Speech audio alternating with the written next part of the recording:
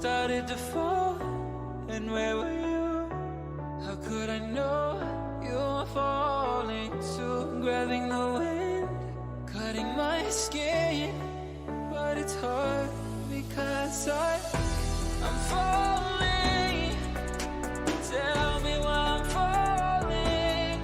Oh, life's calling, but it's hard because I'm falling.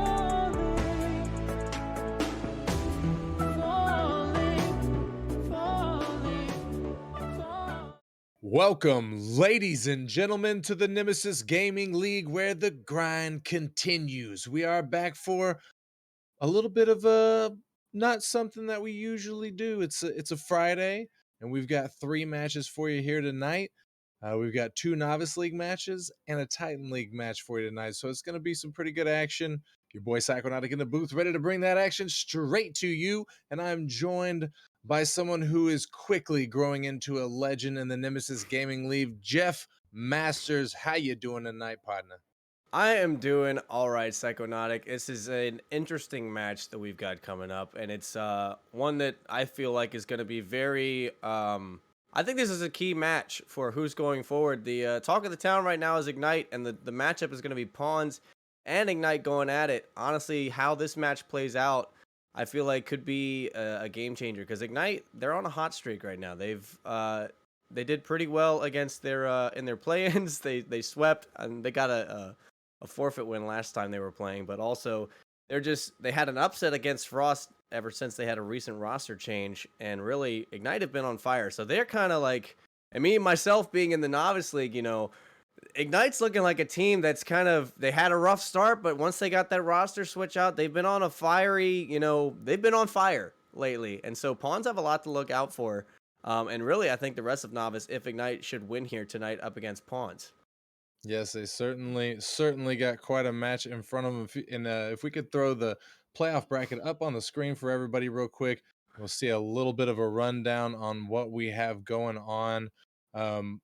Ignite getting the final seed in the playoff bracket to go up against the number 1 seed Pawns, but what we didn't see was that they were able to sweep Acceleration in the play-ins, and then they got a little bit of a shoe-in in the third match of play-ins where Diffusion forfeited to them, which secured them the spot here tonight against the Pawns.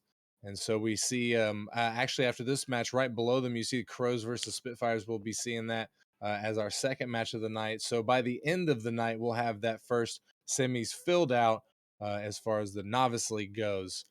And also, real quick, I just want to give a couple of shout outs here. We got Goff resubscribing for 24 months, Icarus for 5 months, and Squirrel just comes in with the 20 months. Shout out to all the support out here tonight. Much love, much love.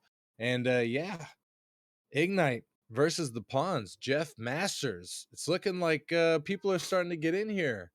And I think that we need to get that caster prediction from you, my guy.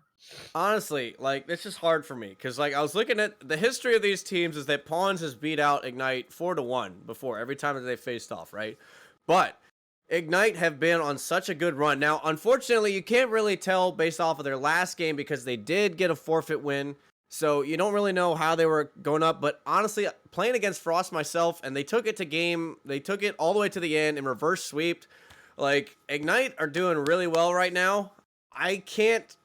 But I have played against Pawns, and I know that they're a strong team too. I think this one goes to game 7. And if Pawns can't adapt to what Ignite's been putting down on the field, then Ignite takes it. I feel like Ignite takes it in game 7. If the Pawns can't adapt, because Ignite have been throwing this weird kind of dynamic to the plays lately, and it's been throwing off some of the other teams. So I'm gonna sit on Ignite's side of the field, but I know Pawns is very capable as well.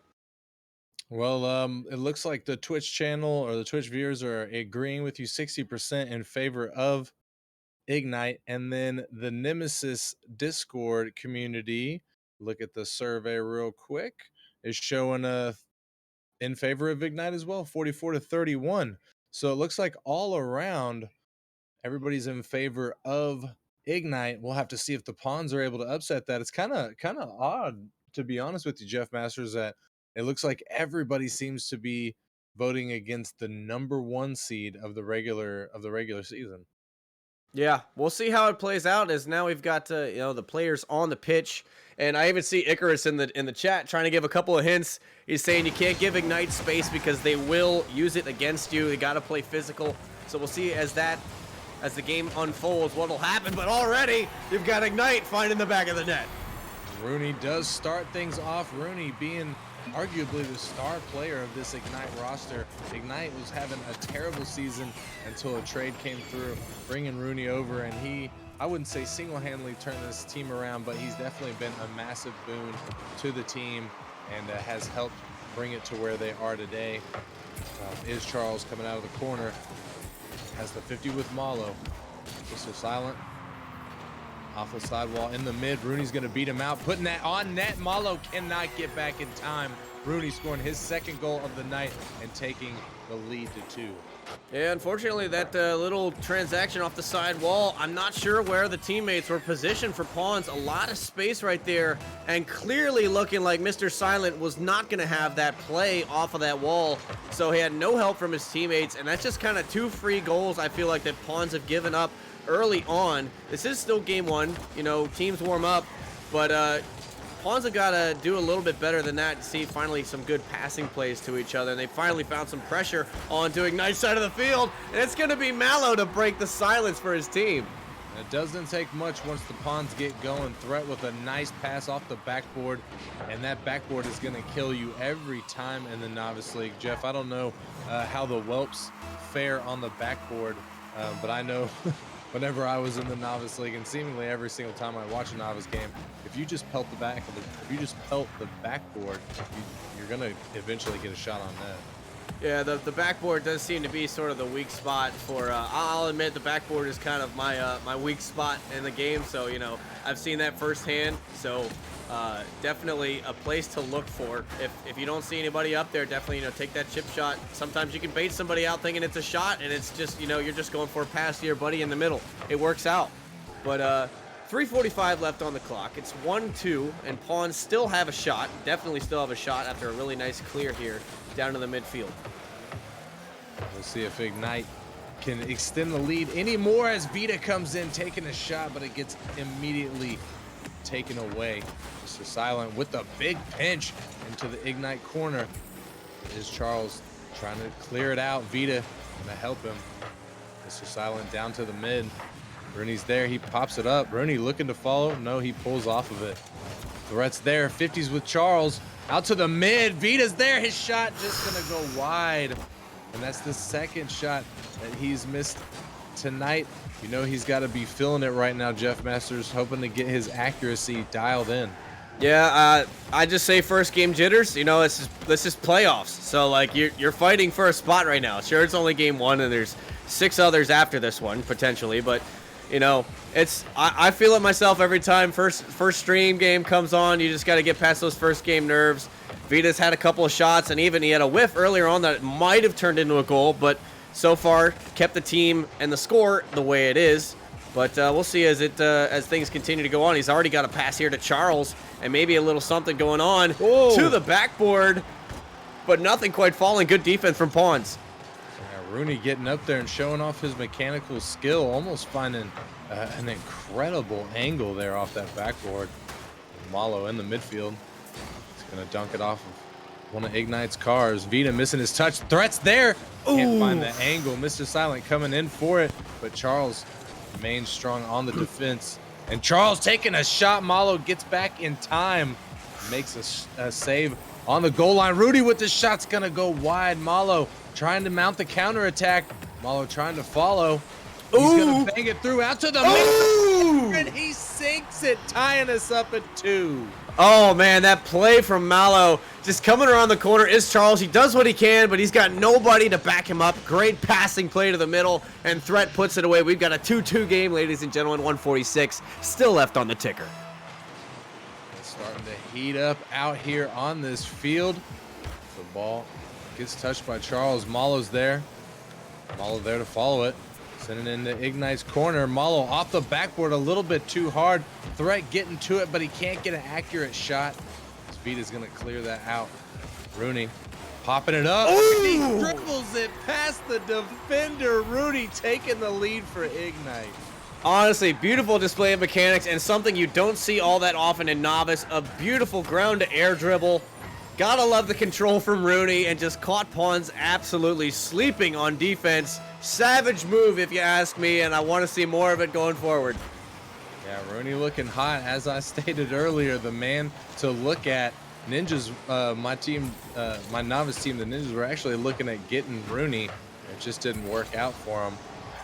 But he has been working out for Ignite. Is Charles having to make a save there? Malo trying to get a shot off. Taking it away from Rooney. Ooh. 2 whiffs. Rooney might be all alone. Ooh. He gets a threat, but he cannot control it. Back to the mid. Just trying to get a pass. He gets a flip reset. It looks like he might just be trying to style a little bit at this point, Jeff. He might be feeling himself a little bit out there. I mean, he had a really good ground-to-air dribble. He was even trying to solo play that off the backboard himself, and he almost got it. Had it not been for the Pawns coming in right at the end there. But Pawns looking a little awkward. That's a triple commit. No one's in the net. Is Charles taking that one like candy from a baby? Now, Charles said, hey, Rooney, you're not the only one that can score. Let me get in this. He finally gets on the board, extending the Ignite lead by 2. Just a little over 30 seconds left on the clock for Pawns to start making a comeback in this game number 1 of this best-of-7 series. Rooney popping it up from the mid. Charles out of the corner, off the backboard. Mr. Silent gonna beat the offender to the ball. Mr. Silent sticking with it in the mid. Rooney gonna take it away from him. Threat beating him out. Charles is there. He pops it up. Charles trying to find the double, can't. Malo just clearing the ball out. Vita back in the mid. 10 seconds left here. If the Pawns don't score immediately, they're pretty much out of here, and that is going to be all she wrote. The ball merely has to touch the floor. Ignite taking game number 1 and looking hot while doing it.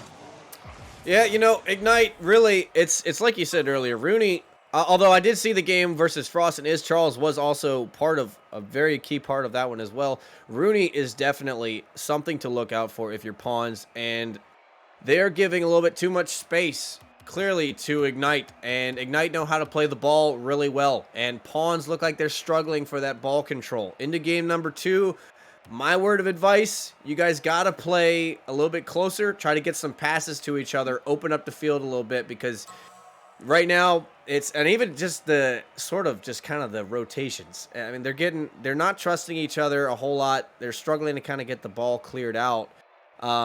Just a couple things, but I don't feel like this is Ignite's game to just win completely. There was times there. Pawns had moments of greatness, and it was up.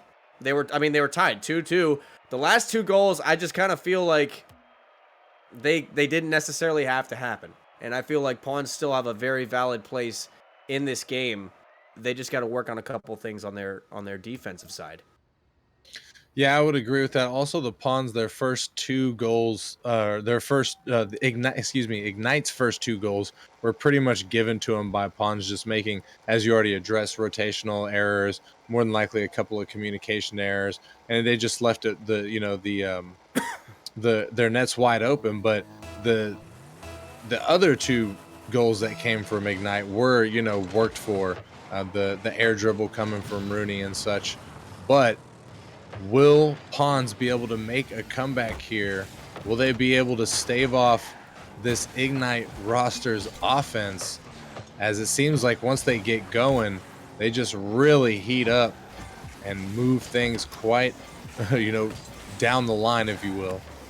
Yeah, indeed. I feel like, what's happening is just getting swamped on the attack, and Pawns are not being able to respond to it quick enough. Great shot by Charles, though, getting that over top of the defense, and then Vita to finish off.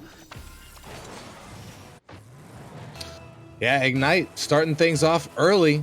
First 30 seconds, already got a goal, just like in game number 1. Whereas actually, I think game number 1, they had 2 goals in the first 30 seconds. So we'll have to see what they're able to do here. If Pawns are going to be able to stop this onslaught, and Threat's got an empty. There we go. He gets the catch, and he ties things up. Yeah, Threat had a really good catch. Mallow off the sidewall, gets a 50 out to the mid. Beautiful place. and just Threat with a nice little dribble into the back of the goal. It's simple Rocket League right there. Good placement. Nice to see it from Pawns. Hope to see it continue as this second game unfolds. And we will see as time is now ticking down. Threat with the shot.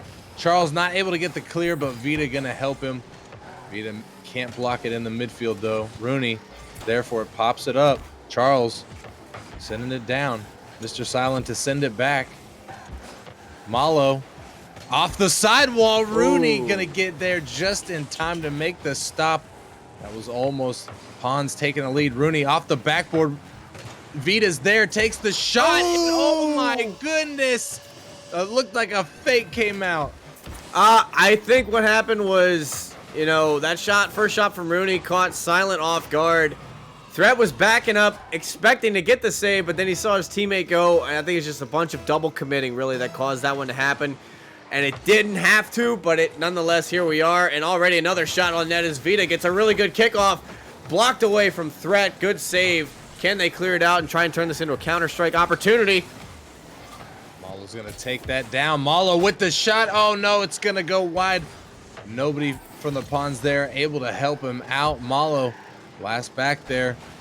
Threat's up, trying to contend the shot. Vita trying to keep things alive. Rooney, but he gets dunked out by Malo. Charles, he's back for it, sending it into his corner. Malo out of the corner to the mid. Threat's there, can't get it through the defenders. A double commit from Ignite. Mr. Silent tried to capitalize. Vita making it back in time.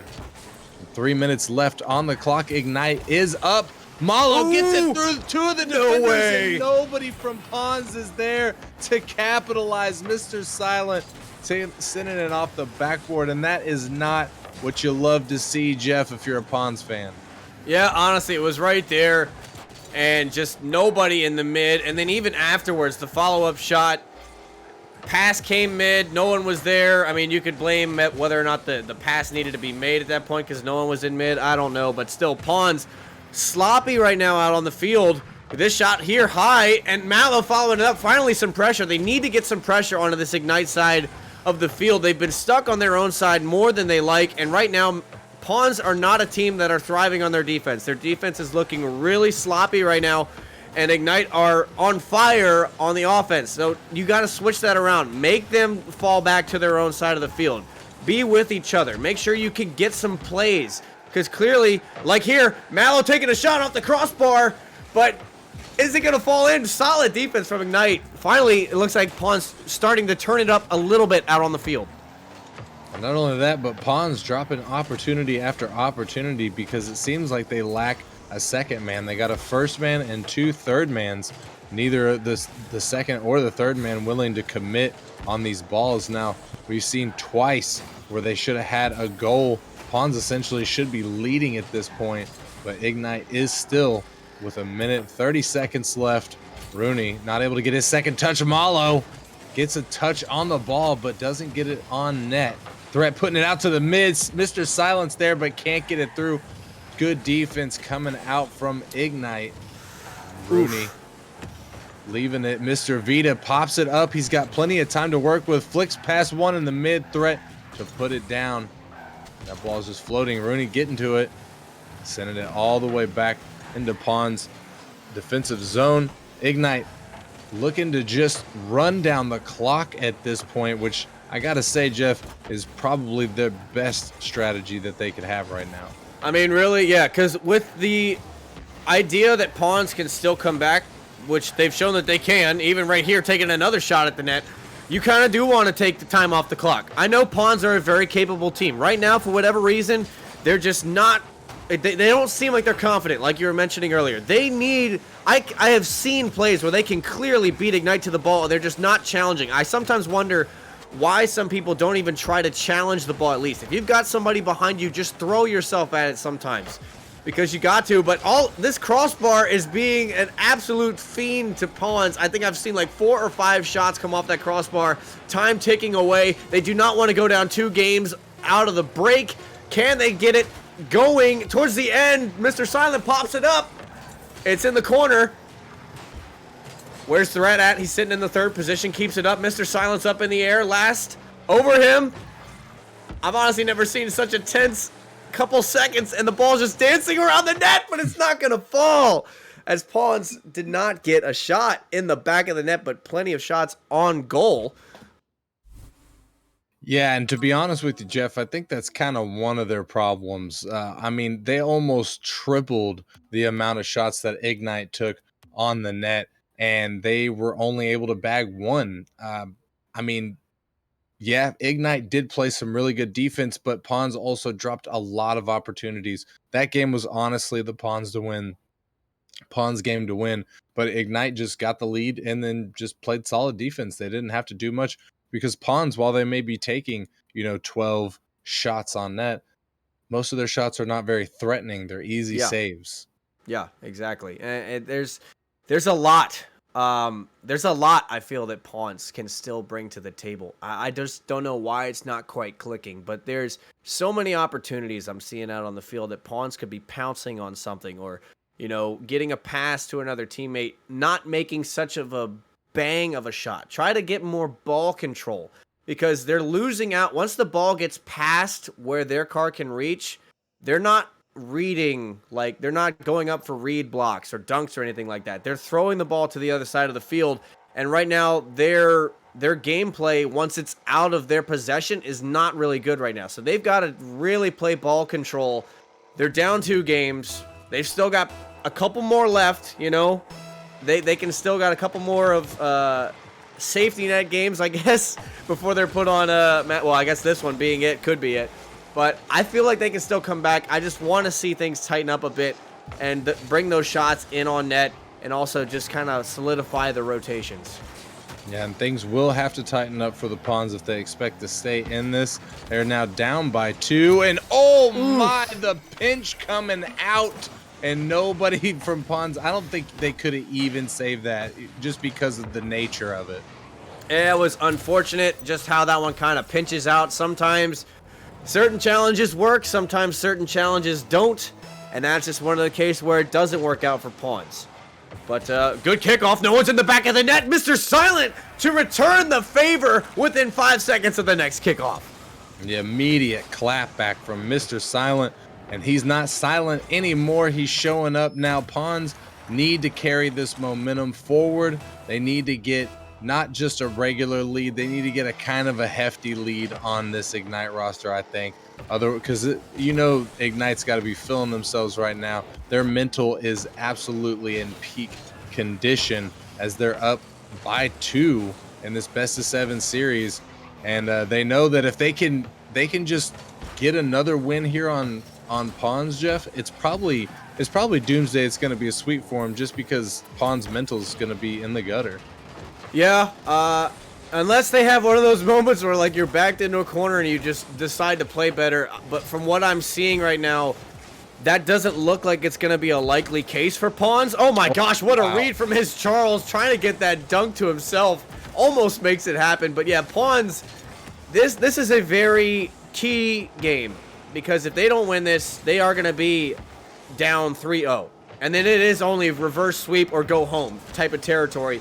And I have not seen a Pawns that looks like they are out to win it right now. I've seen a Pawns that seems like they're out there to try to cope with what Ignite is putting out on the field, and it's not that great. They just need to play more solid Rocket League, and they would have a much better look at this game as it's unfolding. I mean, sure, Rooney's getting really good mechanical plays, and they're getting these crazy reads sometimes. But it's not out of the realm of possibility that Pawns still adapt to that and just play some basic passing gameplay. Right now, like Mallow, he's completely alone. Threat's not pushing up to the 2 position. Silent takes this from the 3rd and luckily gets a good clear. But you guys need to play up on each other. Come on, get some passing plays going. Yeah, the Pawns definitely need a little bit more of that aggression if they're going to anticipate, if they're going to be able to beat this roster. Ignite just doing really good on both sides of the field, defensively and offensively, with the pinch coming out for the clear all the way back. Mr. Silent going to catch it in his corner. Mr. Silent to stick with it.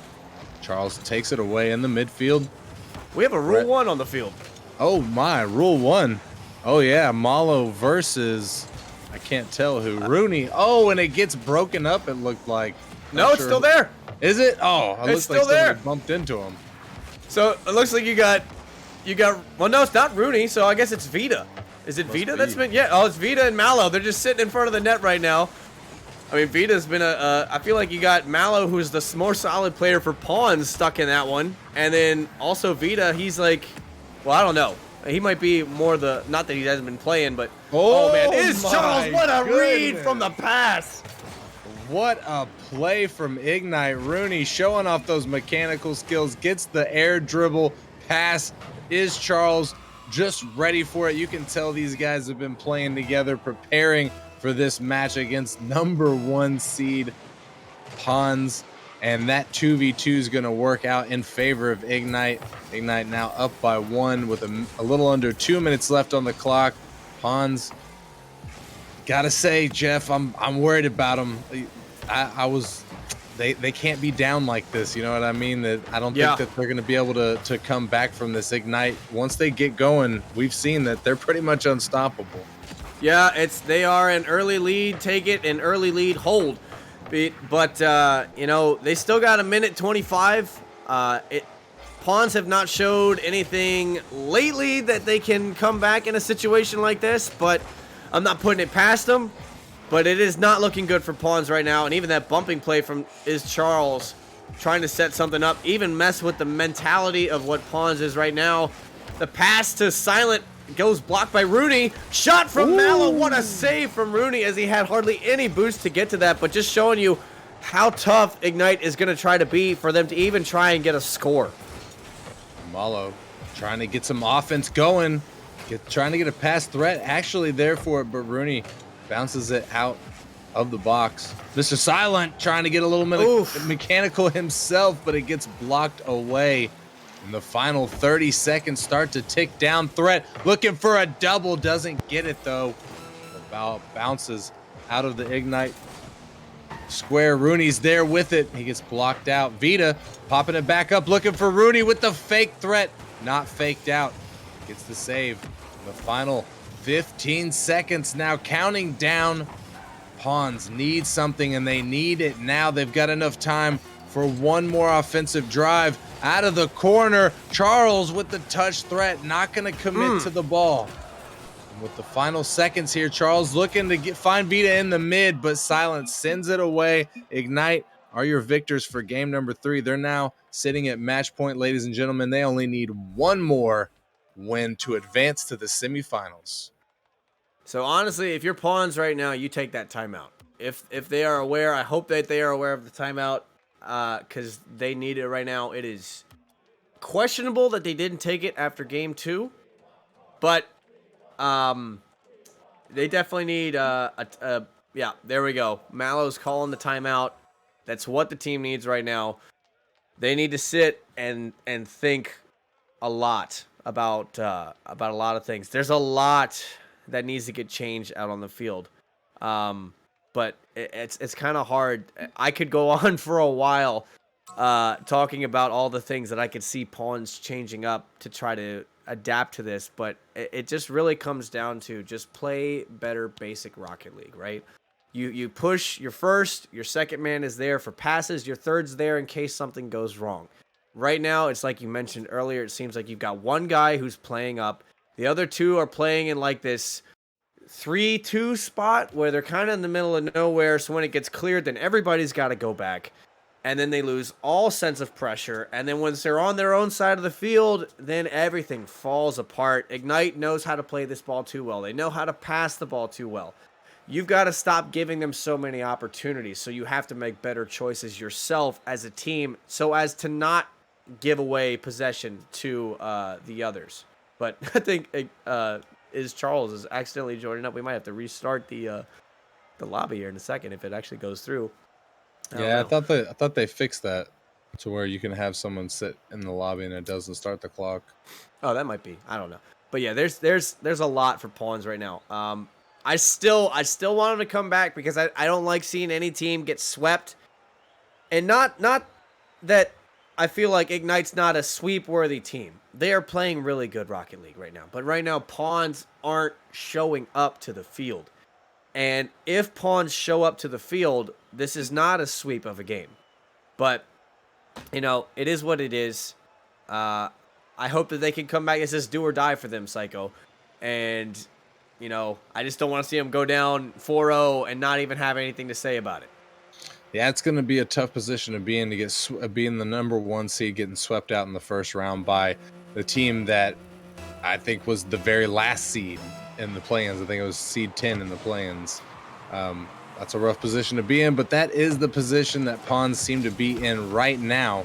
So they're going to need to pull out all the stops here in game number 4 as they enter the Coliseum against Ignite for quite possibly their final match of season 7. Oof. Rooney almost getting an early lead, which would have been devastating for the Pawns here, as every single game it seems the Ignite has been, oh my goodness, starting off with early leads, and they're not changing things up. That timeout did not throw them off. Honestly, Vita, great solid pass to Rooney. If I'm Threat there, and I feel like if I'm Threat coming back across, you got to expect that somebody is up to take that shot. You got to get in the air. No one's getting in the air to even challenge this. And you've got to challenge some of these shots that Ignite's putting on the field. Even shots before they happen. You've got to be there. You've got to get physical with them. Get up in their face. Try to throw your car at something, but already Ignite scoring within the first minute of the game does not bode well for Pawns moving forward. No, it certainly doesn't, though. Pawns got plenty of time. Rooney with the flip reset. Musty double touch.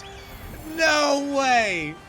What? Honestly, off the sidewalk, gets one, flips it off the back, and just nails it in right over top of Threat. Solid shot. Something you don't see in Novice, and Rooney is just dominating right now for his team. Yeah, I don't think that's ever been done in the Novice League. There's been some pretty cool stuff done in the Novice League, but a flip reset musty double tap? Okay. I don't even know what to say. Somebody ought to ban Rooney right now. That's disrespectful. Hey, at this point, you know, you just gotta. Hey, is the MMR correct? Do we got us a low key Smurf here popping off? I don't know, but hey, Rooney's playing solid Rocket League. That's all I can say. You guys be the judge of whether it's legitimate or not. All I know is he's going off for his team. But right here, all of the lucky. Well, not necessarily lucky, but Silent gets a good shot off of the back of Charles and gets a lot of speed going to the back of the net. Yeah, it's just unfortunate for Charles. I mean, the angle was perfect for Silent. It was a good challenge from Silent, and it paid off for him. So now, Pawns only down by 1. More than half of this game left to go. They are still very much in this, as Malo going to send it off the backboard. Mr. Silent with the shots a little bit high. The Threat popping it back up, keeping the pressure alive for the Pawns. Rooney sending it off the backboard. Malo missing his touch in the midfield. Threat to help him out. Threat looking to follow this ball. It's the wave dash, but can't beat out Vita. The ball is sent across the pitch to Rooney. And this could be dangerous. Rooney taking his time, going for another musty, but Mr. Silent not going to allow that to happen. The whiff's coming out. This is definitely Novice League, Jeff. Yeah, it's a lot of whiffs right now, but still, you know, a pass here to Malo, blocked away by Vita. You know, it's just one of those things. It's gonna happen, but you don't like to see him as much, especially in the case of Pawns. With you know, this being really their lifeline. This is the game where they've got to turn it up, and they've got 1 goal. They still got 1 more to find. It seems to be that they always can score 1, but they can't always score 2. Are they going to be able to tie it up here? That's a double commit, but Malo misses out his touch, and well, it looks like they're bringing it back around from. But so far, they just haven't been able to find any good solid threat that really kind of puts too much pressure on Ignite. They get like this first shot that's kind of in there, but it's not really enough. Like you were mentioning earlier, it's not enough to really threaten Ignite, and they don't start rushing to try to save anything. They just kind of sit there, wait for the player to go up, wait for them to miss, but oh my gosh, what did Threat just do? Oh, no way, as Vita saves that one away. What a save. Threat with the looking deadly there on the ground as he came alive with that aggressive dribble. That was a great defense from Ignite, from Vita, getting back in time, making the stop there. And with 1:20 3 left on the clock. Ignite still up by 1. Pawns looking to make the save. Rooney gonna beat him out. And now Ignite up by 2. Unfortunately, a missed pass attempt from Silent trying to get it out. And Mallow, I don't know if he meant a backflip or what he was trying to do there, but not the right play to make. And unfortunately, Ignite are up by 2. 1:18 left on the clock. Pawns got to really dig in deep to try to find some sort of return here. Otherwise, they are going home. That shot right there should have been on target, but wasn't.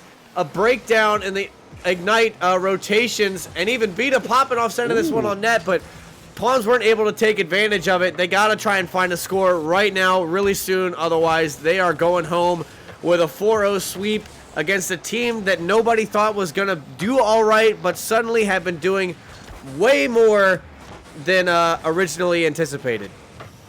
Yeah, that much is true. However, like, I'm pretty sure this will be, I'm pretty sure they're currently on an 8-win streak. So if they win here, this will be 9. So anybody, you know, they took over about halfway through the regular season, and they've been on a tear. They, like, once they got this roster, they just stopped losing. So, you know, if you've been paying attention to the Novice League, then you'll know, you should have known that Ignite was coming for something. And even though they were only in the play-ins, I knew that they were going to have a deep playoff run.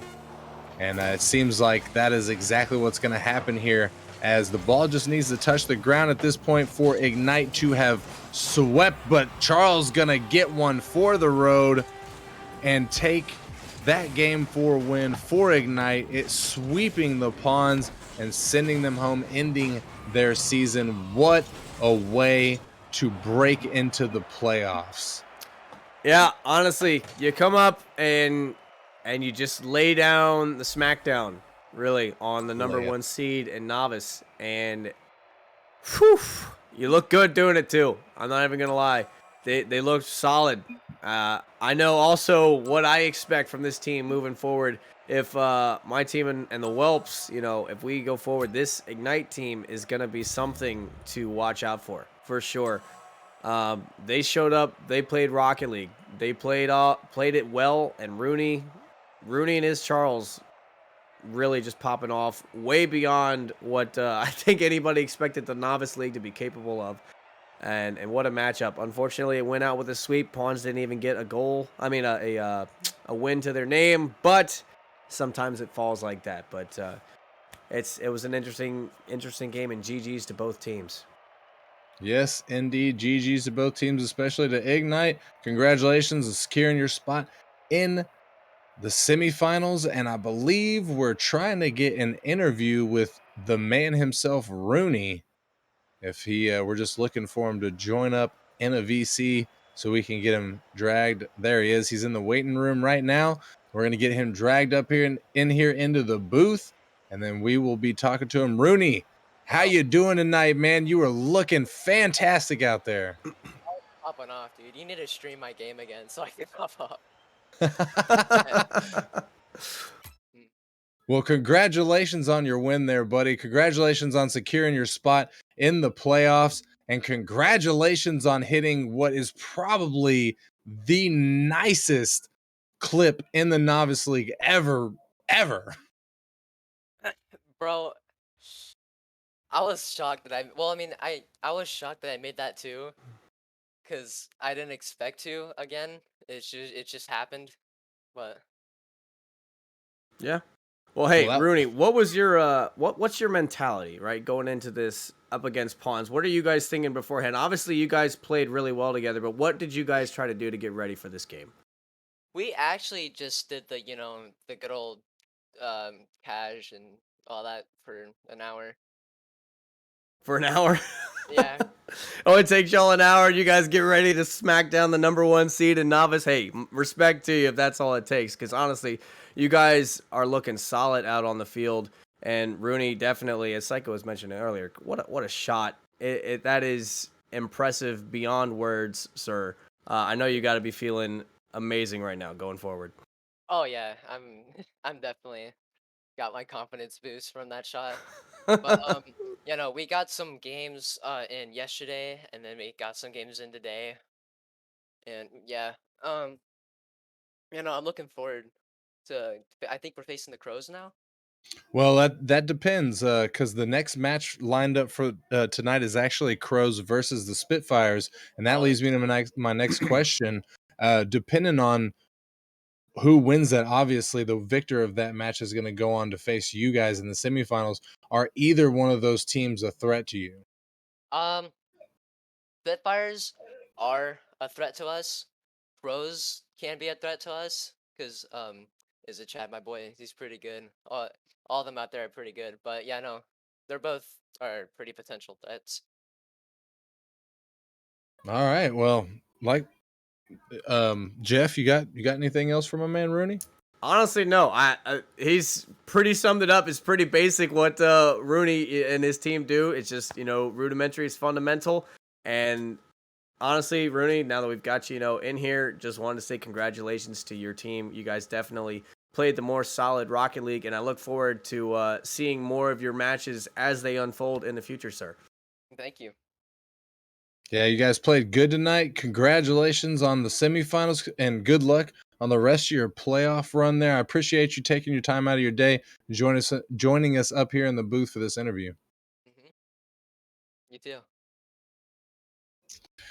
And ladies and gentlemen, I think that's pretty much going to round us off for the first match here tonight. We're going to take a short break here before we come back to the next match. We've got two more lined up for you. One more in the Novice League, as we've already mentioned. We got the Crows versus the Spitfires. And then rounding off our night, we're going to be in the Titan League, where we have the Spartans, the number 2 seed, going up against the number 7 seed Pinnacle. It's going to be a great match. Great set of matches. Jeff Masters, I appreciate you joining me up here in the booth. It was a pleasure, my dude.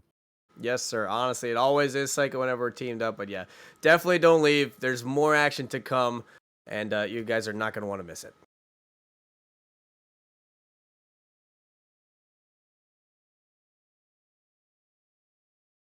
I can do better. The shadows causing an outbreak. I'm turning the light. We're gonna light it up, oh, light it up, ooh, light it up, causing an outbreak. I'm turning the light. We're gonna light it up, oh, light it up, ooh, light it up, causing an outbreak. I'm turning the lights on.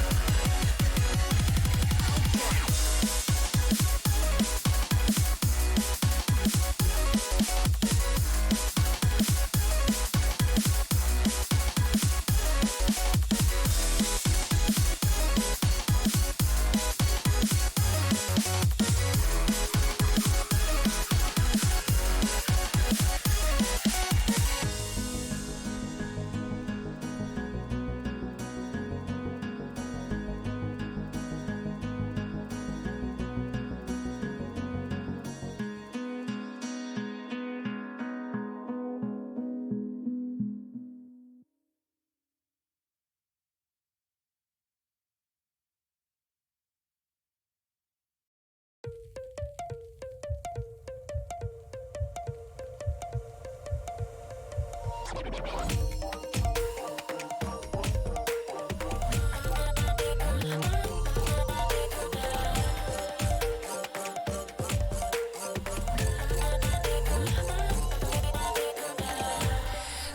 on, myself. I'm cold steel stainless. My glass half full. Always said don't suffer no fools. Serpents daydream. I bite, you call me lovely. Got a sweet tooth.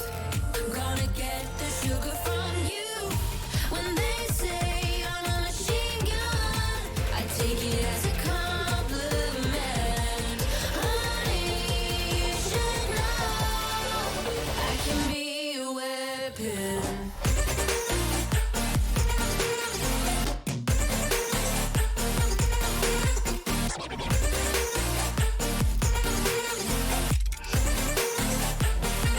I can be a weapon.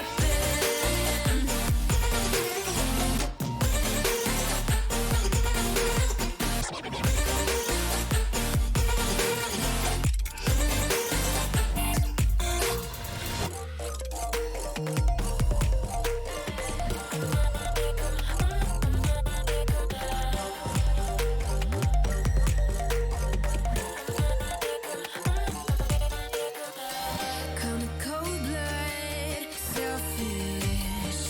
Your words are painless.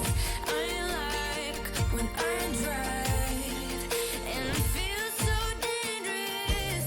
They say I'm a red flag 'cause they want it so bad. You should know I'm holding on to what I had. When they say I'm a machine gun, I take it as a compliment. Honey, you should know I can be a weapon.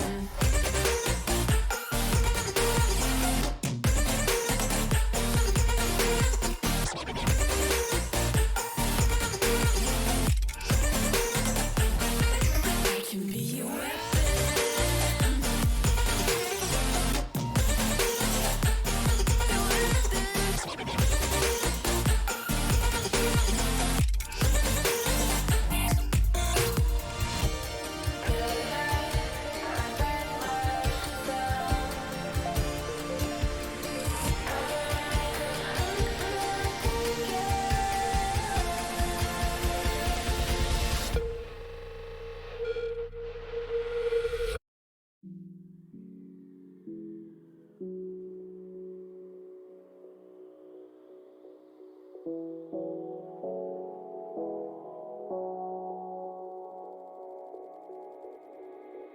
Can you feel it?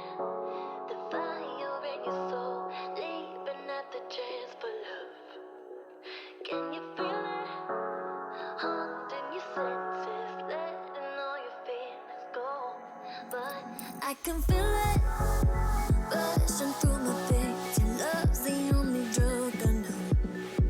But we've been playing the hand now with death, so we can light it up. I know that we can make it through the night, but I can feel the fire inside, so there won't be no fear tonight.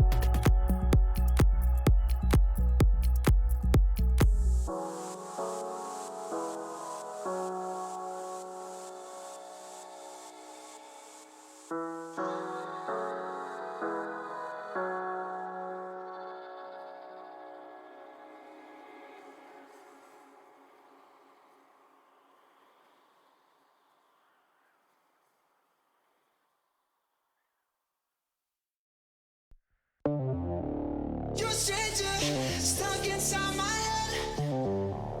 A remainder of a love that died inside. You're a stranger, and there's no point to pretend that you can't heal with me. Erase my memory. I'm in danger, gotta quit while I'm ahead. Disclaimer, an emotion left unread. I'm in danger, and there's no point to pretend that you can't heal with me. Erase my memory. It don't feel so right when I disconnect from you.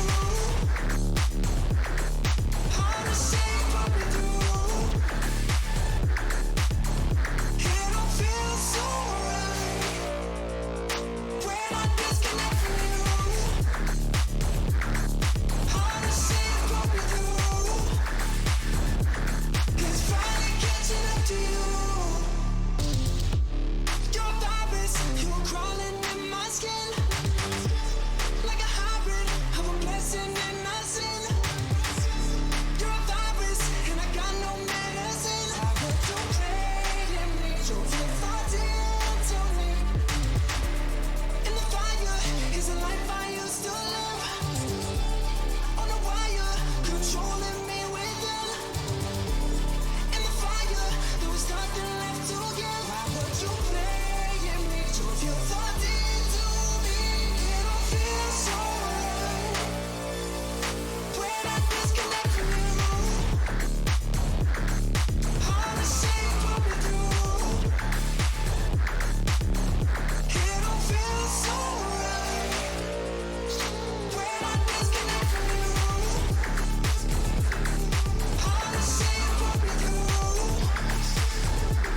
It's finally catching up to you. Disconnect, disconnect. I'm a disconnect, disconnect. I'm a disconnect, disconnect. I'm a disconnect, disconnect, disconnect, disconnect. I'm a disconnect, disconnect. I'm a disconnect, disconnect. I'm a disconnect, disconnect. It don't feel so right when I disconnect from you. Hard to say what we do. It don't feel so right when I disconnect from you. Hard to say what we do. It's finally catching up to you.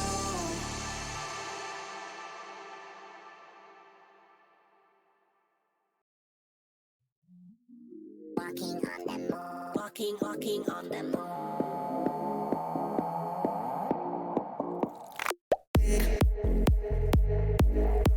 One moment to escape.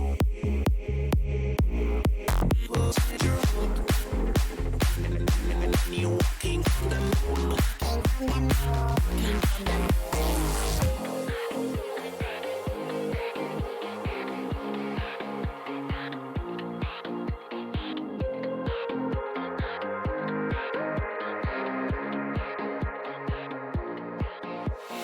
This is how I feel when you take me to some places that I've never been. That I've never been.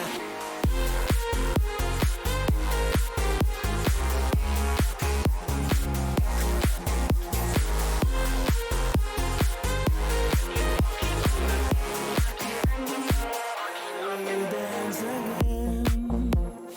All our trouble seems to fade away.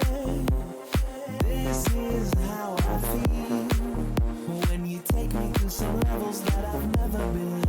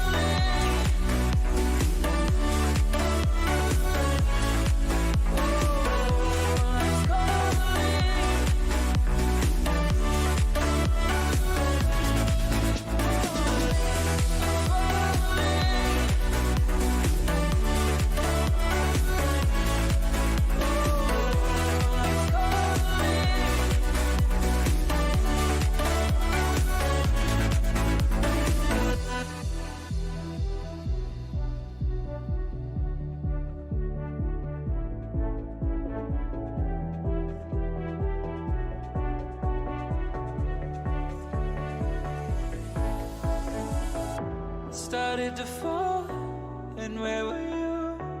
How could I know you were falling too? Grabbing the wind, cutting my skin, but it's hard because I'm falling. Tell me why I'm falling. Oh, life's calling, but it's hard because I'm falling.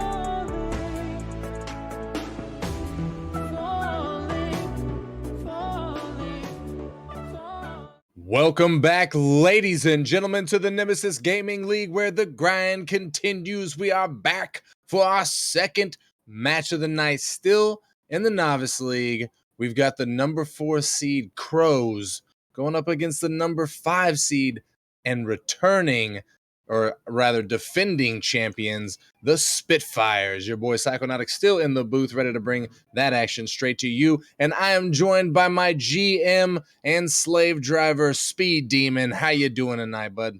I'm doing pretty good, Psycho. Worked a long day, but now we're here. We got playoff action. I couldn't be more excited. I'm actually really pumped right now, and I don't know why. So, tonight's going to be a great night of casting. Yes, I think it is.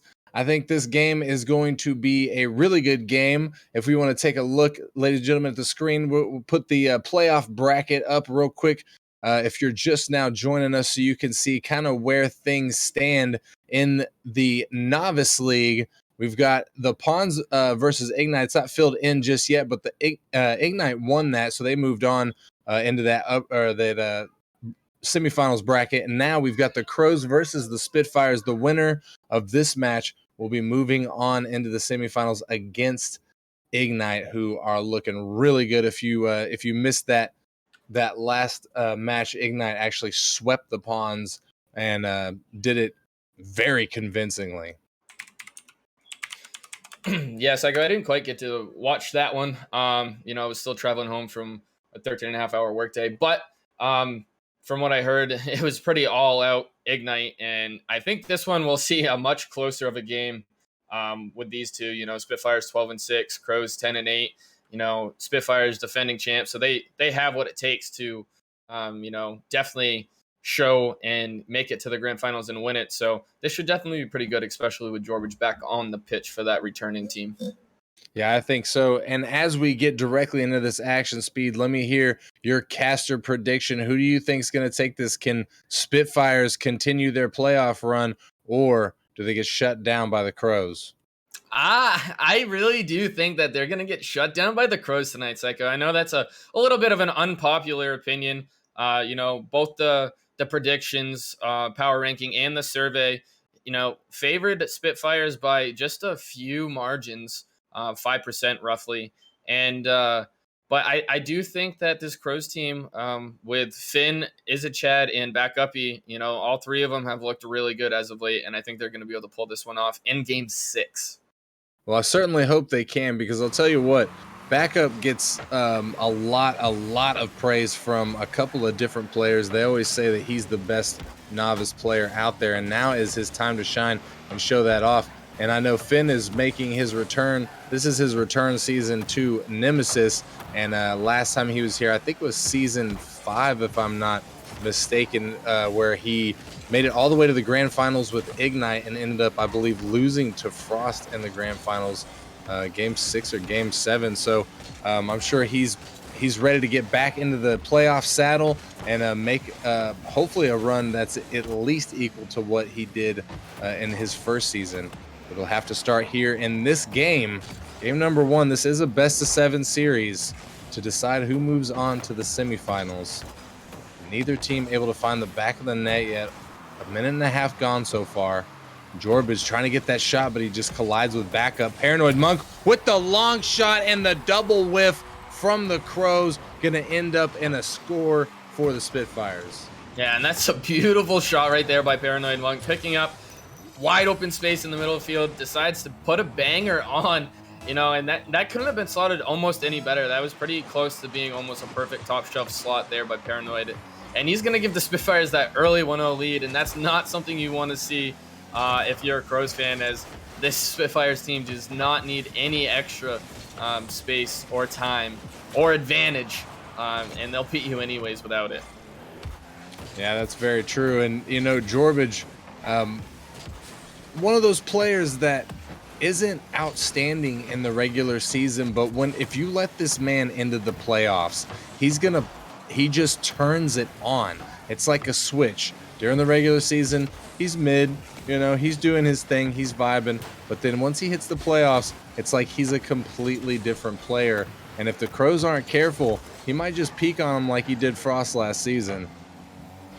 Oh, last season he peaked so beautifully in that grand finals match, and he definitely earned that finals MVP. So you got to also put that into effect too. You do have the reigning finals MVP in this lobby on this Spitfires team, so that's another thing to look at in this match as well, Psycho. Yep, and if Crows aren't careful, they're gonna find their demise here tonight. As Spitfires are still up by 1, 2 minutes left on the clock. We're in the second half of game number 1, and Jorb trying to get the shot, but he can't get it through. Back up, trying to follow it out. Paranoid Monks with it. Off the backboard, down to Jorbage. He's there, but his shot not going to be on target. Back up out of the corner. He gets beat out by Brindy. Brindy just a little bit too strong, looking for the bump. Monk not able to find the touch.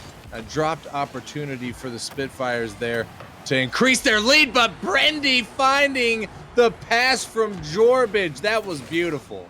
That was a nice dunk and pass right there, centering it for Brindy. Brindy going up high, sending it down on target, looking beautiful there. But Psycho, I do have to admit, what's not looking beautiful is this Crows defense. I think we saw in the last 20 seconds before that goal, about 4 whiffs coming out from the Crows defense themselves, not able to make contact as a shot comes out again by Paranoid Monk, but that one goes just wide. Yeah, Crows not looking super hot in the defensive, on the defensive side of things, but this is game number 1. It might just be the jitters of the first game back in the playoffs. This is a little bit different than what the energy you would be anticipating in a regular match, as losing here does end your season and send you home. With 60 seconds left on the clock, Crows still down by 2. Down by 3 as Jorbage finds the pass from Brindy and rotates out on the pass. Like, these guys just find each other. They do. I know out of their 3 goals, 2 of them have been assisted, and each of the members on the Spitfires now is sitting on the scoreboard with a goal apiece. So they're spreading out the work for us pretty evenly, and that's pretty hard for a team to stop when you don't have to pick one player to try to shut down. You have to worry about all 3 right now, and Spitfires are doing beautiful offensively and defensively, as they've only let up 1 shot still with 30 seconds remaining in this game 1. And Chad in the backfield pops it up, can't get it through. Brindy in the mid, and the demo coming out from Jorbeast, and he leaves an open net. Now the Spitfires are up by 4. Yeah, and that's a full play right there by Jorbage. Definitely beast mode right there. He gets the demo, and it looked like he was trying to let that one go in, but he saw the defender getting a little close, so he decided to tuck that one in. But it looked like he was trying to give that goal to Brindy, as he was able to put that one on target. So nice thought there by Jorbage, but ended up getting it for himself. The final 10 seconds. It's pretty much impossible at this point for the Crows to come back. Spitfires all but having this in the bag. The ball just needed to touch the ground. Spitfires, your winners in game number 1, looking quite convincing. If the Crows don't make some massive changes to what's going on their half of the field, they're going to be in some big trouble here, Speed. We might have back-to-back sweeps.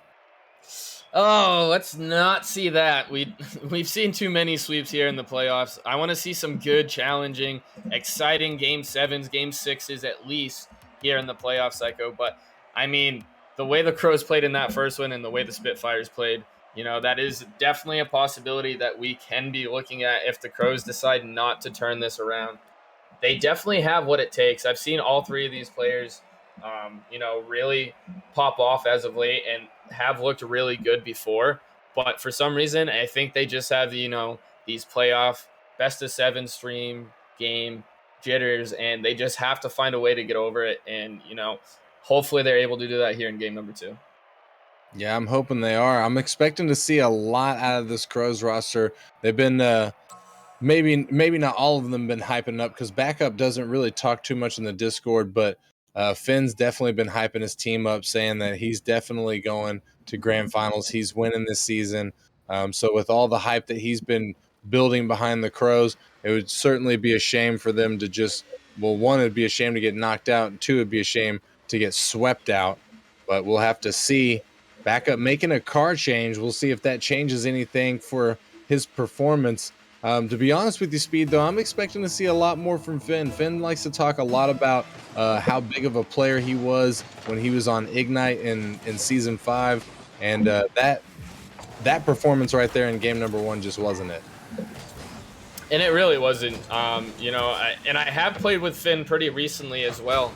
About 2-3 weeks ago before the break and a little right before playoffs started. And he was actually looking pretty good. And coming in, talking about Finn yet again, is he's going to step up. He's going to show us that he is here to play, and that he is, if the same player, if not better than back in Season 5, as he is going to give the Crows their first goal and an early lead. Ask and you shall receive. You'll love to see it. Finn stepping up. I don't know if he's listening to the stream or not, but I'll take anything I can get as the Crows take the lead. They did it quite quick there, as you pointed out, Speed. Jorbage. A little bit of a mechanical error there. Paranoid Monk trying to get the pot shot, but it doesn't go. Brindy with a shot of his own. It's going to bounce off the post. And Finn off the sidewall. Puts it on, but Monk going to beat out his teammate to the ball and get that ball cleared away. Back up, sticking with it. Gets it past 2 and out of the corner. Finn coming in a little bit too early. Can't find the angle on the ball. Finn going to turn back on it, but Jorbage takes it away from him in the corner. Backup's there. He sends it down to the mid, but his teammate just not fast enough to get to it before it gets cleared away. Paranoid Monk keeping the pressure for the Spitfires, looking to get a pass. Backup taking it away. The triple commit coming out from the Crows, but Backup able to keep it together and make a save on that ball. Paranoid Monk sends it into the corner. Finn trying to set things up. Backup with the shot. Brindy with the block and the clear and the demo in the midfield. Jorbage trying to get this counterattack going, but the Crows going to shut things down. Paranoid off the backboard. Finn gets the touch to clear it away. Almost 2 minutes gone now, Speed, and the Crows still holding the lead. Spitfires still shotless. Still shotless. And one thing, we talked about is Finn needing to step up. And I think Finn is playing really quick, really fast, and really, really aggressive in this game. And something we didn't see in the first one. And I think that is what's the difference right now. It may be causing a little bit of double commits, but a lot of the times on those double commits, he's still winning those 50s and those plays. So it's still working to their advantage. I just think that, his teammates need to get used to that and let him kind of do what he's doing, because right now it's working for the Crows. Yes, it certainly is, but will it continue to work as we reach the halfway point here in game number 2? The Crows on the offensive side of things. Finn trying to get it to the backboard, trying to find a teammate in the mid. Back up with the long ball, and he gets it past the defenders, perfectly slotted in the lower left hand. What a beautiful back pass there by Finn, setting up backup-y, and what a beautiful finish right there. Placing it wasn't the fastest or hardest shot, but the placement is what's key there, and he placed it right where the defender couldn't get. Perfect shot, gives the Crows the 2-0 advantage, and that's the way you bounce back after going, scoreless and getting beat 3-0 in game number 1. That's how you bounce back right there. That is exactly how you bounce back. That's how you put the Spitfire roster on their toes, but they still got 2 minutes to make something happen, so I wouldn't count the Spitfires out just yet. As Finn tries to get it through Brindy in the corner, the double commit from Spitfires comes out, back up with the shot, can't get it past the defender. Finn trying to stick with it. Monk to take it away from him. Monk missing his touch. Brindy gonna help him out in the midfield. Brindy getting bumped and bumping, doing a little bumping of his own. Here's a Chad putting a shot on. But Paranoid Monk sending it away, getting his savior medal here in game number 2. Paranoid Monk missing his touch out of the corner. Jorbage can't beat out the defender. Brindy keeping the pressure alive, but backup popping it up. Brindy's there for it. Coming off the ceiling, there for Paranoid. Finn with a great save on the goal line, keeping the Spitfires at 0 points. With 1 minute left on the clock here, Speed. I gotta say, I'm impressed with the Crows from game 1 to game 2. I don't know if Spitfires can actually come back against how they're playing right this minute.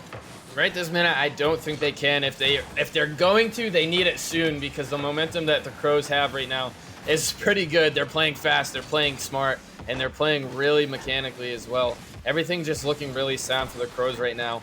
And Spitfires, not much has changed from their game 1 to game 2. Just Crows have just really taken what the Spitfires came with and have met that and came back at even harder force. And 30 seconds left for the Spitfires to get something on the board, stop that clock, and go back to the kickoff line and try and score off of that.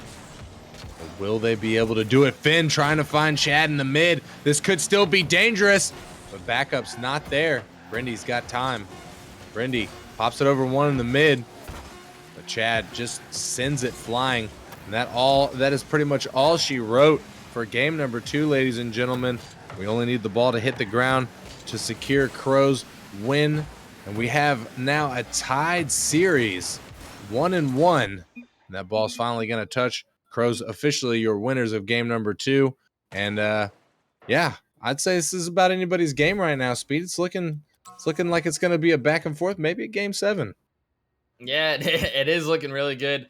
It's going to be, huge telling on how this series is going to go, depending on how the Spitfires can bounce back in this game number 3. We already saw how Crows can bounce back. We know that they have it in the tank, taking a pretty defeating loss and being able to bounce back and turn that into a pretty, convincing win. So can the Spitfires do the same? Because if they can't, then I'm going to have to, keep that advantage towards the Crows. Because we know if Spitfires do manage to take another game, that the Crows will be able to bounce back. So that this game is going to be a really huge telltale to see how Spitfires turn around and bounce back. Yeah, and I think Jorbage being at the bottom of the Spitfires on the scoreboard is very telling of what happened during that game. Not that, he's the only one that can get anything done, as we see Monk with 3 saves, but only 1 shot. The Spitfires that game just weren't about the offensive pressure. And I think that they really need Jorbage in the midfield, causing a lot of problems for the Crows and, stealing the balls and not allowing the Crows to get offensive pressure. So that way the Spitfires can focus on their own offense. Yeah, I 100% agree with that. And, with how this man plays in the playoffs, as the shot's going to come out early by Jorbage, but that one's going to bounce up and hit the crossbar. An unlucky attempt there by Jorbage. And, Crows are going to get lucky on that one, as this game's going to remain scoreless. But, just as I was trying to state is, the 2 players on each team respectively is Jorbage and Finn. We're looking to those 2 to really have an impact on this, as they've had probably the most playoff experience out of anyone on the pitch right now for both teams respectively. So, we saw Finn pop off in that last game, and, look how the Crows game turned out for them. They got the win in the first game, all-around team effort, but really held together by Jorbage in that first game for the Spitfires, and that gave them that advantage. So it's really going to be a battle. This series is going to be a battle by those 2 players and their playoff experience and how they're going to handle it. And who will take the advantage early in the series by winning game number 3, go up 2-1 in the series? Will it be the Crows? Will it be Spitfires? 4 minutes to find out, as Brindy takes it in his backfield. Brindy missing it. Chad with the touch. Back up, getting it out to the center. Jorbage not to let it get in front of his net. Jorbage not able to clear it past Finn. Finn with the awkward touch. Finding the back pass to Chad. Back up there. Off the backboard. Chad gonna finish it off. Crows taking the lead. Ooh, and I thought we were going to have a novice moment there, as the Chad scared me a little bit, as this one wide open net, and he decides to go off the post and in. I mean, you do you, but that scared me as a caster, thinking that he was going to miss that. But ends up giving the Crows the 1-0 lead, and, they're continuing this hot streak that they are on right now. And, Spitfires, you got to bounce back as you are now gone at least 6.5 minutes scoreless on 3 unanswered goals. Yeah, it's an unfortunate position to be in for any team. But Spitfires hoping to pull things back, hoping to pull the reins in. Jorbage getting I think that was just kind of lucky. It looked like his shot was off, but bounced off a defender. Yeah, and that is very unlucky for the Crows as backup. He's trying to rotate to the back post, gets in the way of Jorbage's wide shot, and yes, does hit that in. So gotta tie this one back up. They finally get their answer here, as they did go, almost a full 7 minutes scoreless. But this is now back to anyone's game, and they gotta find one of their own if they want to win this one. Hopefully, as they did get a little lucky there. But sometimes luck's the name of the game. No matter what level of gameplay it is, there's a level of luck incorporated when it comes to Rocket League. And we've got a big novice moment there, as I don't know what happened. There was all sorts of whiffs and bumps, and just everybody was cleared off that ball. Everybody got yeeted, partially deleted. And oh my goodness, Monk just slots that one past 3 defenders. Oh, I don't know if that hit the defender off of. Did that hit off of Finn? Oh, yeah. It did. Finn trying to make the save, clearing it to the side. Didn't realize that he had a teammate in position behind him, and he is going to own goal, as both goals in this game now for the Spitfires have come off of an own goal by the Crows. So, Crows, they got to bounce back. We know they can, but they have to find it and, not let the Spitfires gain too much momentum off of the 2 own goals. Yeah, Spitfire's just letting the Crows play themselves here in game number 3. But will they be able to maintain? Will they be able to hold this lead? Brindy with the shot, but he gets immediately demoed. Jorbage to clean it up, and now the Spitfires have extended their lead by 2. Yeah, you let the Spitfires warm up, feel good after, beating them pretty handily. But the 2 own goals giving them some life here, and now they're starting to find goals of their own, making good plays. Hard hits off of the backboard, which we know novices sometimes have a hard time trying to read those defensive plays off their own backboard. So, they're really picking up and trying to figure out how to beat this Crows team. They're doing quite a good job right now in game number 3. Less than 2 minutes left on the clock.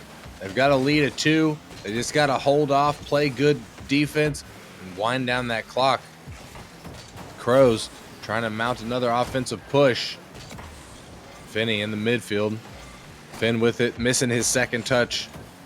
Jorbage not going to be able to stick with it either. Back up. Gets the touch. Out of the corner, missing the second. Jorbage gets dunked by Chad. Off the back wall, Finn with the touch. It's just going to pop up. Crows holding most of the pressure right now, but they can't seem to get control of the ball to actually take any shots on net. And Spitfires just keep pushing it back out to the mid. Jorbage with a shot back up there to make the stop. 60 seconds now left on the clock. And Spitfires still up by 2.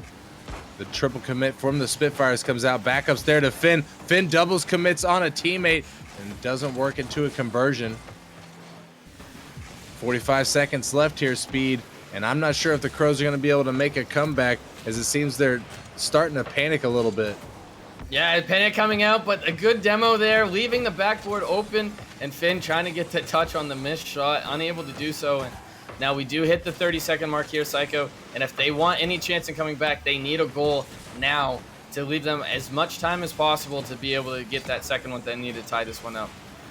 I don't think they're going to be able to get it, to be honest. I mean, they've only got 2 shots on net. They are staying mostly in the Spitfires defensive zone, but they're just not able to actually get any shots on net. As the final seconds wind down, this game is all but wrapped up for the Spitfires. Winners of game number 3. They're now up 2-1 in this best-of-7 series.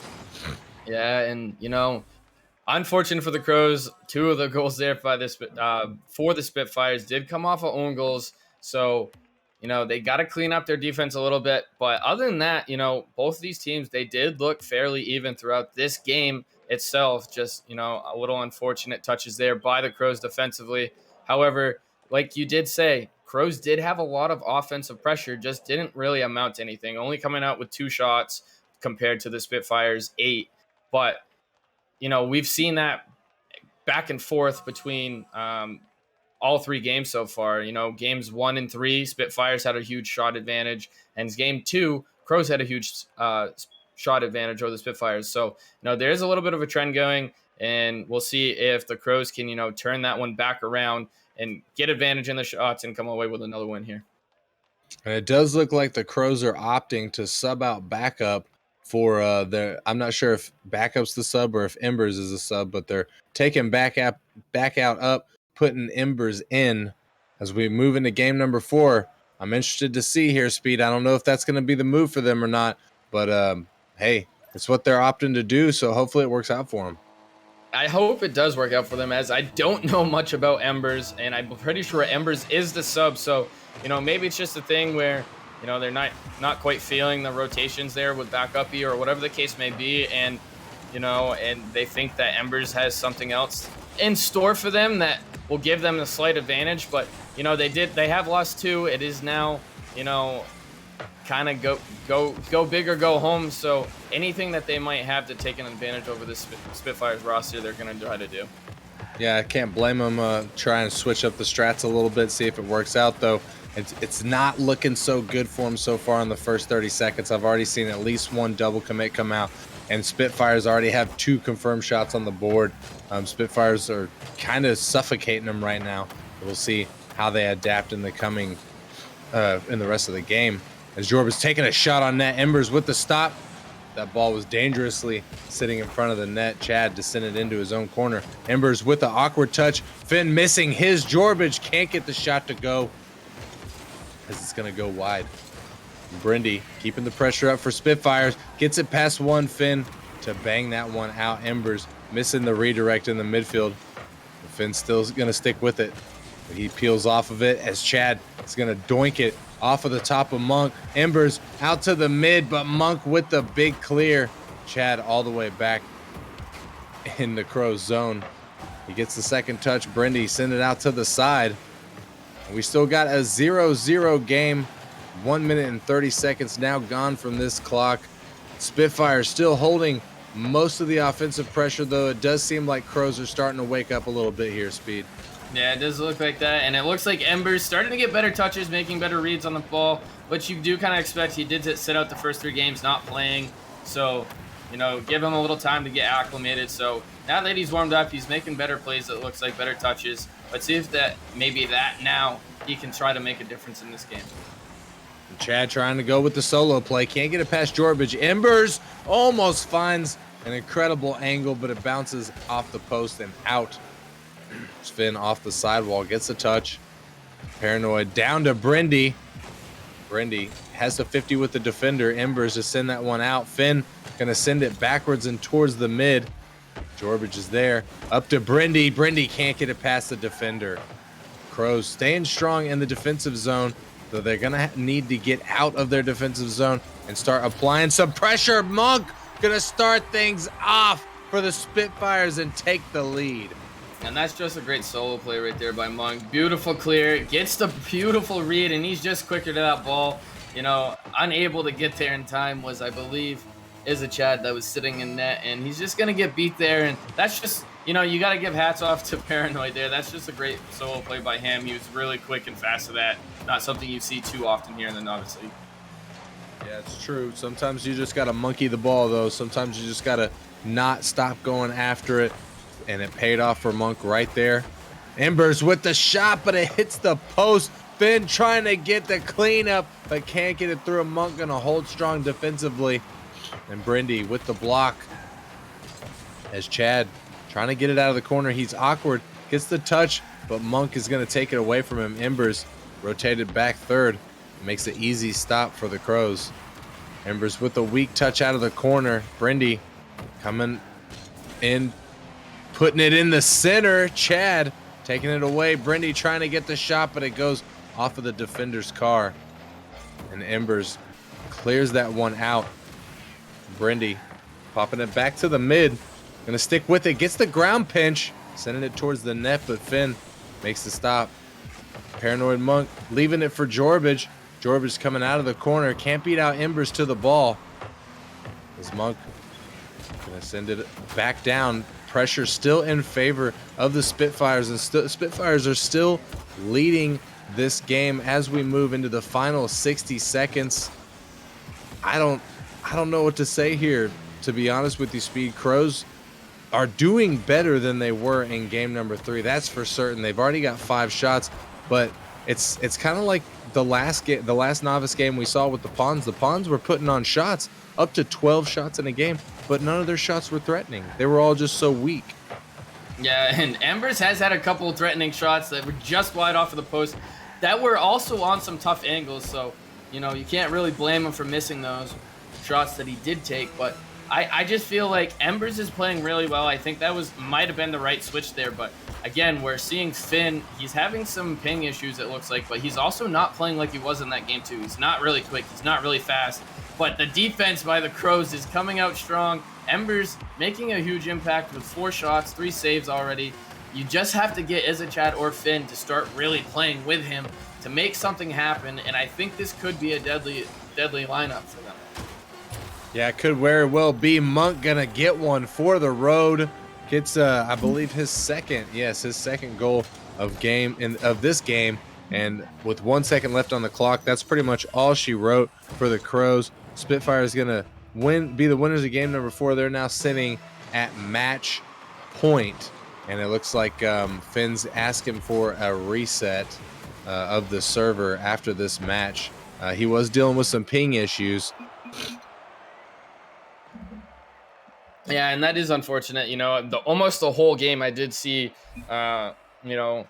Finn's ping being kind of crazy. So I don't blame him for asking for that reset. But like I said, if Finn and Embers, the way that Embers just showed up and played after coming in pretty cold, he had a rough minute and a half, then it looked really good. So it does look like they're also asking for the lobby to be reset, and they're going to take their tactical timeout as well. So we are going to have a little bit of a break here. It's smart to use their tactical timeout. They are down 3-1. But like I said, I think with those two, they look really good. If they're both on together, that could be some trouble for the Spitfires. Yeah, it certainly could. And it looked like Finn was actually asking for a reset of the game, not of the lobby. But I'm not sure if he's aware of the rules. But anybody out there in the crowd that's not aware, you actually have to call for that in the first 60 seconds, I believe. And there's also some scoring stipulations. I think the score has to be within 1 point or something along those lines. But you can't wait till the end of the match and then ask for the match to be restarted because you were lagging or DCing 2 minutes into the match. That's not the way the rules are set up here. So we are going to reset the lobby, but they're not going to get a reset on the game. Game 4 is going to remain in favor of the Spitfires win moving forward. That's just that's unfortunate, but you got to read the rule book, got to know the rules. So Spitfires now 3-1 in the series. Crows taking that tactical timeout. Hopefully it works out for them. They're definitely going to need something moving forward because they are in between a rock and a hard spot right now, Speed. Yeah, and I'm going to keep saying it. Finn is the difference maker. We really saw him play fast and mechanical and solid all around in that game number 2. And look at what happened. They shut out this really powerful and defending champs in Jorbage and the Spitfires roster. And, games 1, 3, and 4, he didn't play the greatest. And, it definitely showed that Spitfires were the better team in those games. So, like I said, he has to come out and he has to be the one to make a difference for this Crows roster if they want to turn this around and force this into a game 7 and even force this into a game 6 and then possibly a game 7 after that and try to take this win. So it's going to be huge right here. This game has to come out. They have to come out early and often and really put a dent and, try to get into this Spitfires roster's head and, make them have any doubts about, even possibly trying to survive the rest of this series. Yeah, they got to do something because they're in a do and die moment. It looks like actually Finn joined up and then left, and backup joined. So I think they're taking Finn out and putting backup in. I'm not sure if he's having a maybe he's having got back in this lobby and he's still having a ping issue. So he's decided to let backup join in for the Crows. We'll see how that works out. Might not work out too great for him, especially if you're right about Finn being the difference maker here. But we'll have to see how Ember's backup and Chad work out.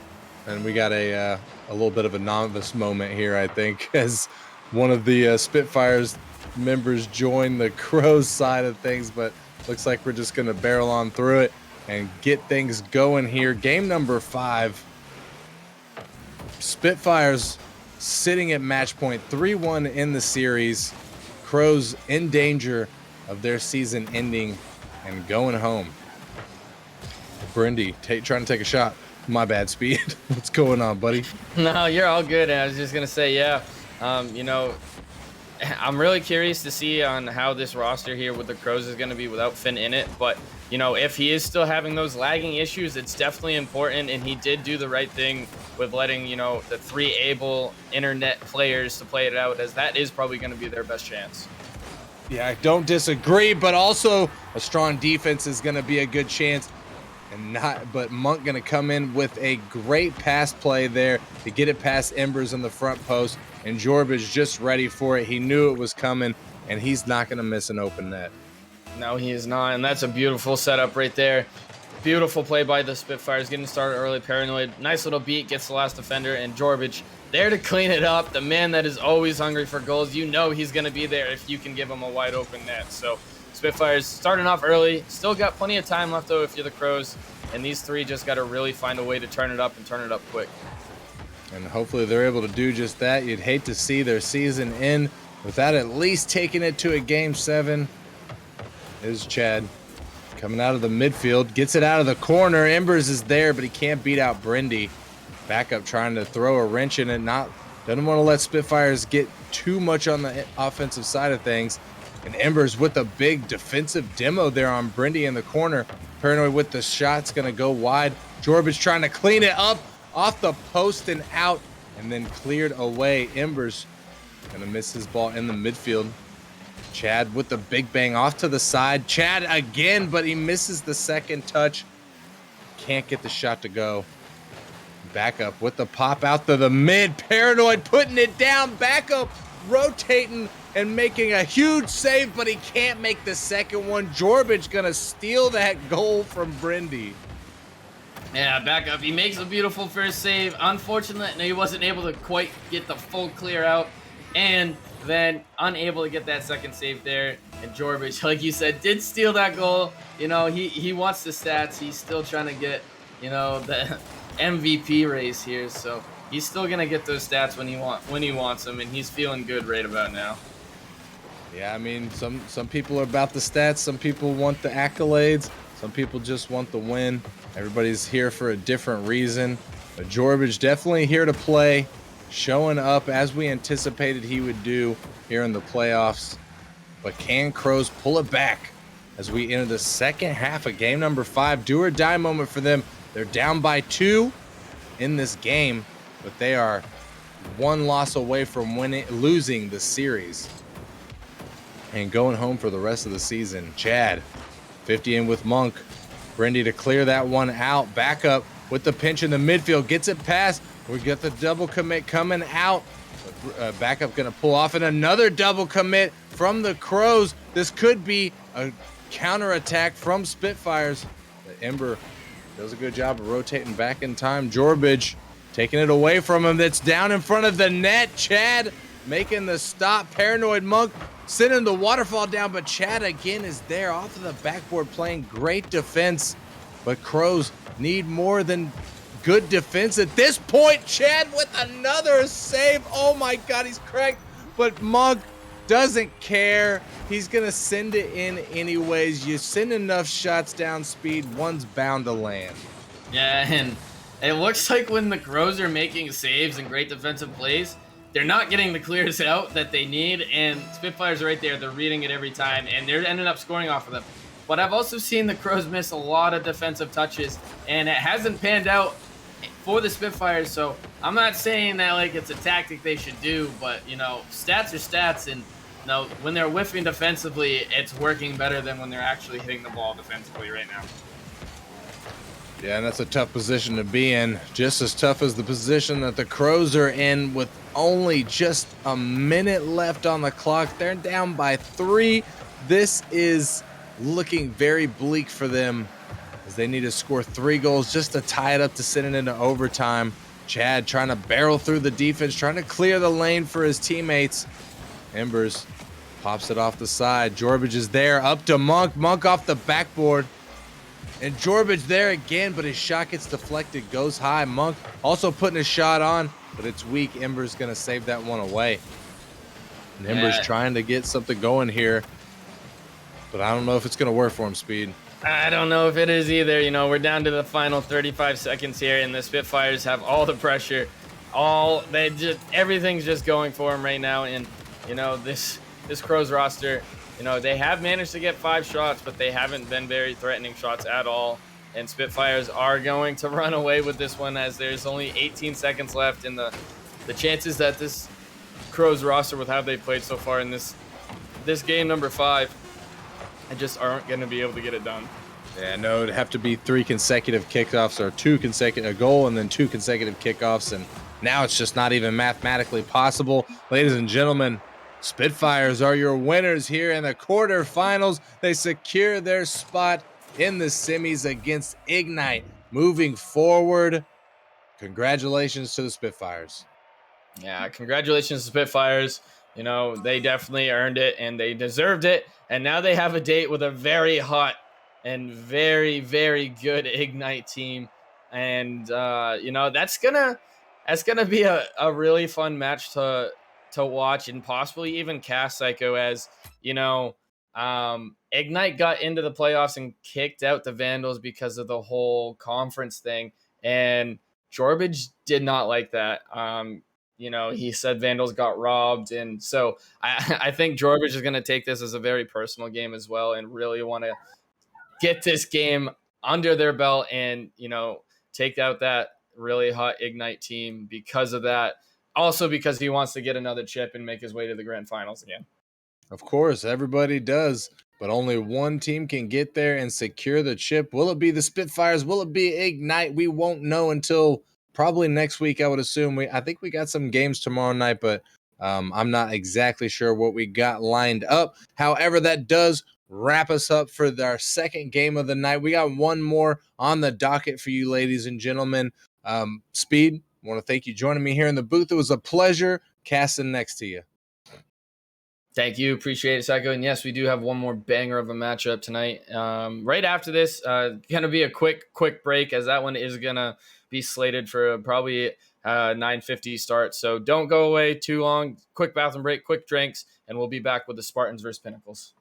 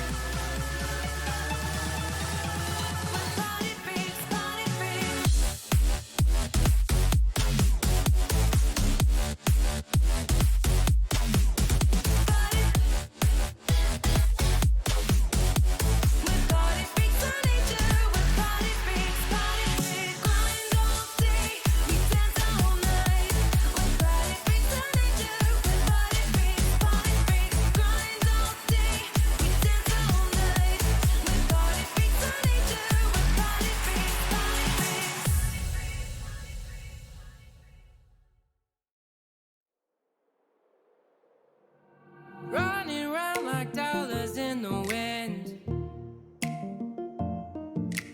Bending over backwards just to let you in.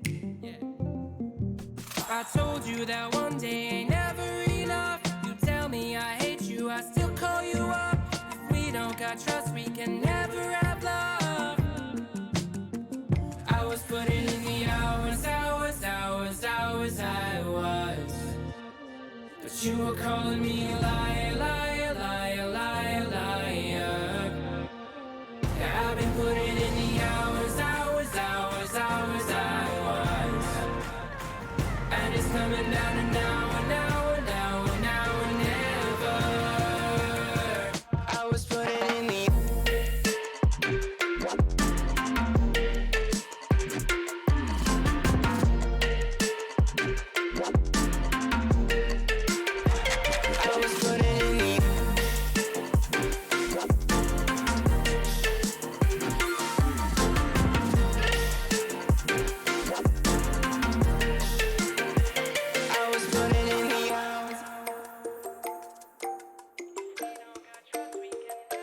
I'm sick of fighting the things that you said. I don't wanna burn all our bridges ahead. I'm tired of going to bed when you left me on red just to turn up the noise in my head. I told you that one day ain't never enough. You tell me I hate you, I still call you up. If we don't got trust, we can never have love. I was putting in the hours, I was. But you were calling me a liar, liar, liar, liar, liar. Yeah, I've been putting in the hours, I was. And it's coming down to now and now and now and now and never. I was putting in the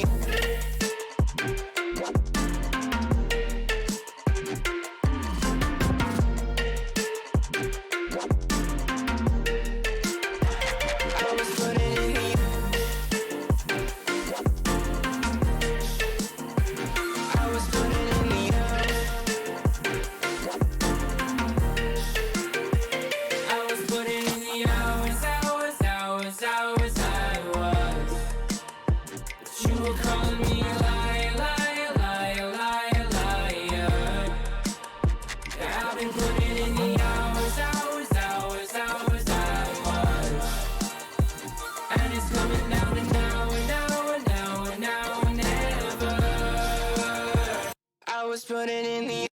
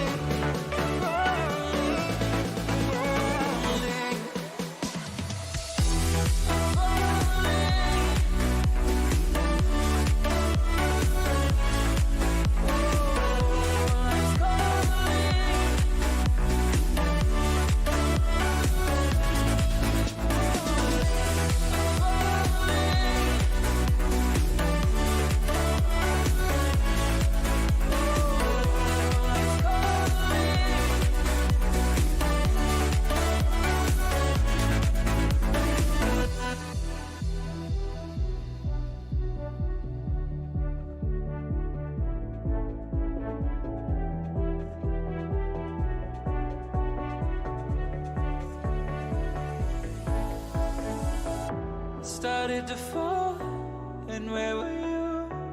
How could I know you were falling too? Grabbing the wind, cutting my skin, but it's hard because I'm falling. Tell me why I'm falling. Oh, life's calling, but it's hard because I'm falling.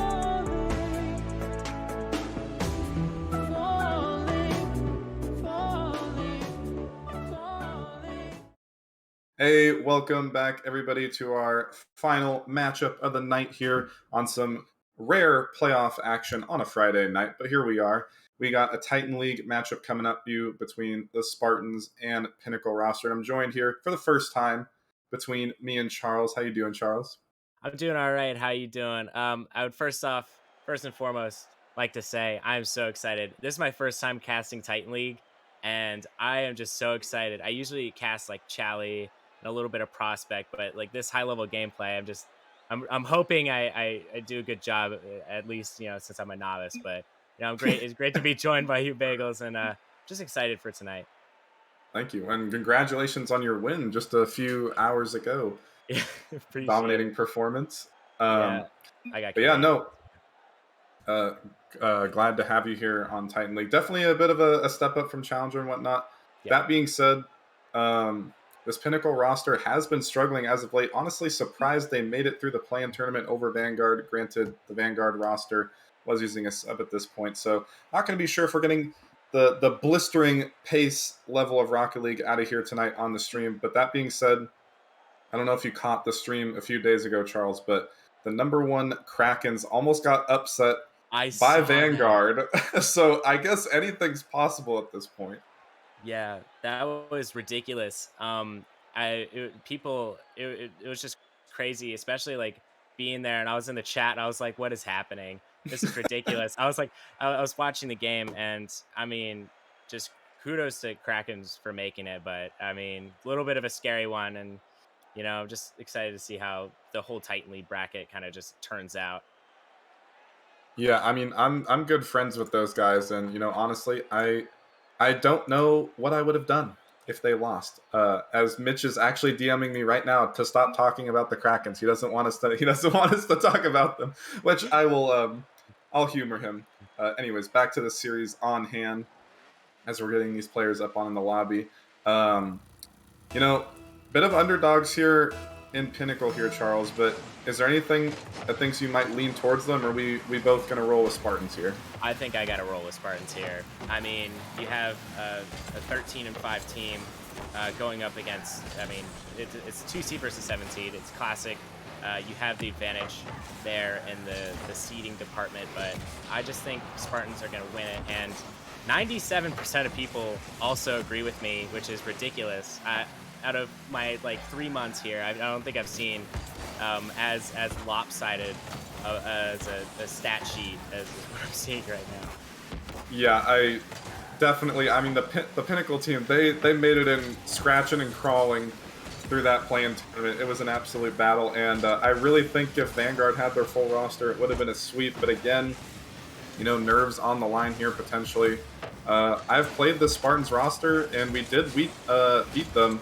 But every game was a 1-goal game, and I have a feeling they're going to put up quite the showing here. That being said, a minute in, not able to really find anything yet, as Pinnacle able to hold on.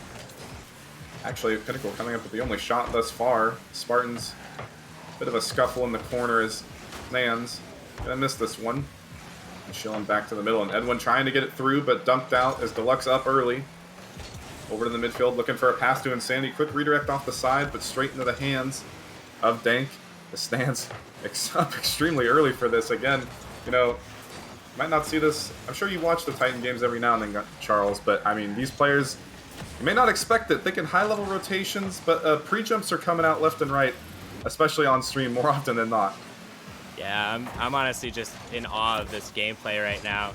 Just really cool to see just how this level of competition so far, and I'm pretty excited for what we're gonna see in this series. Yeah, and Stands, I believe, is going to be as an open net demo comes out, and Spartans will capitalize. Yeah, just a beautiful shot. I mean, You're not going to see anything like that, especially in the lower leagues. And just the demo. Wow, chef's kiss for that demo. And, you know, the Spartans are up 1-0. Yeah, my team's very much potent on the demos as well. Gotta appreciate the physical play. As I was gonna say, it looks like Snans.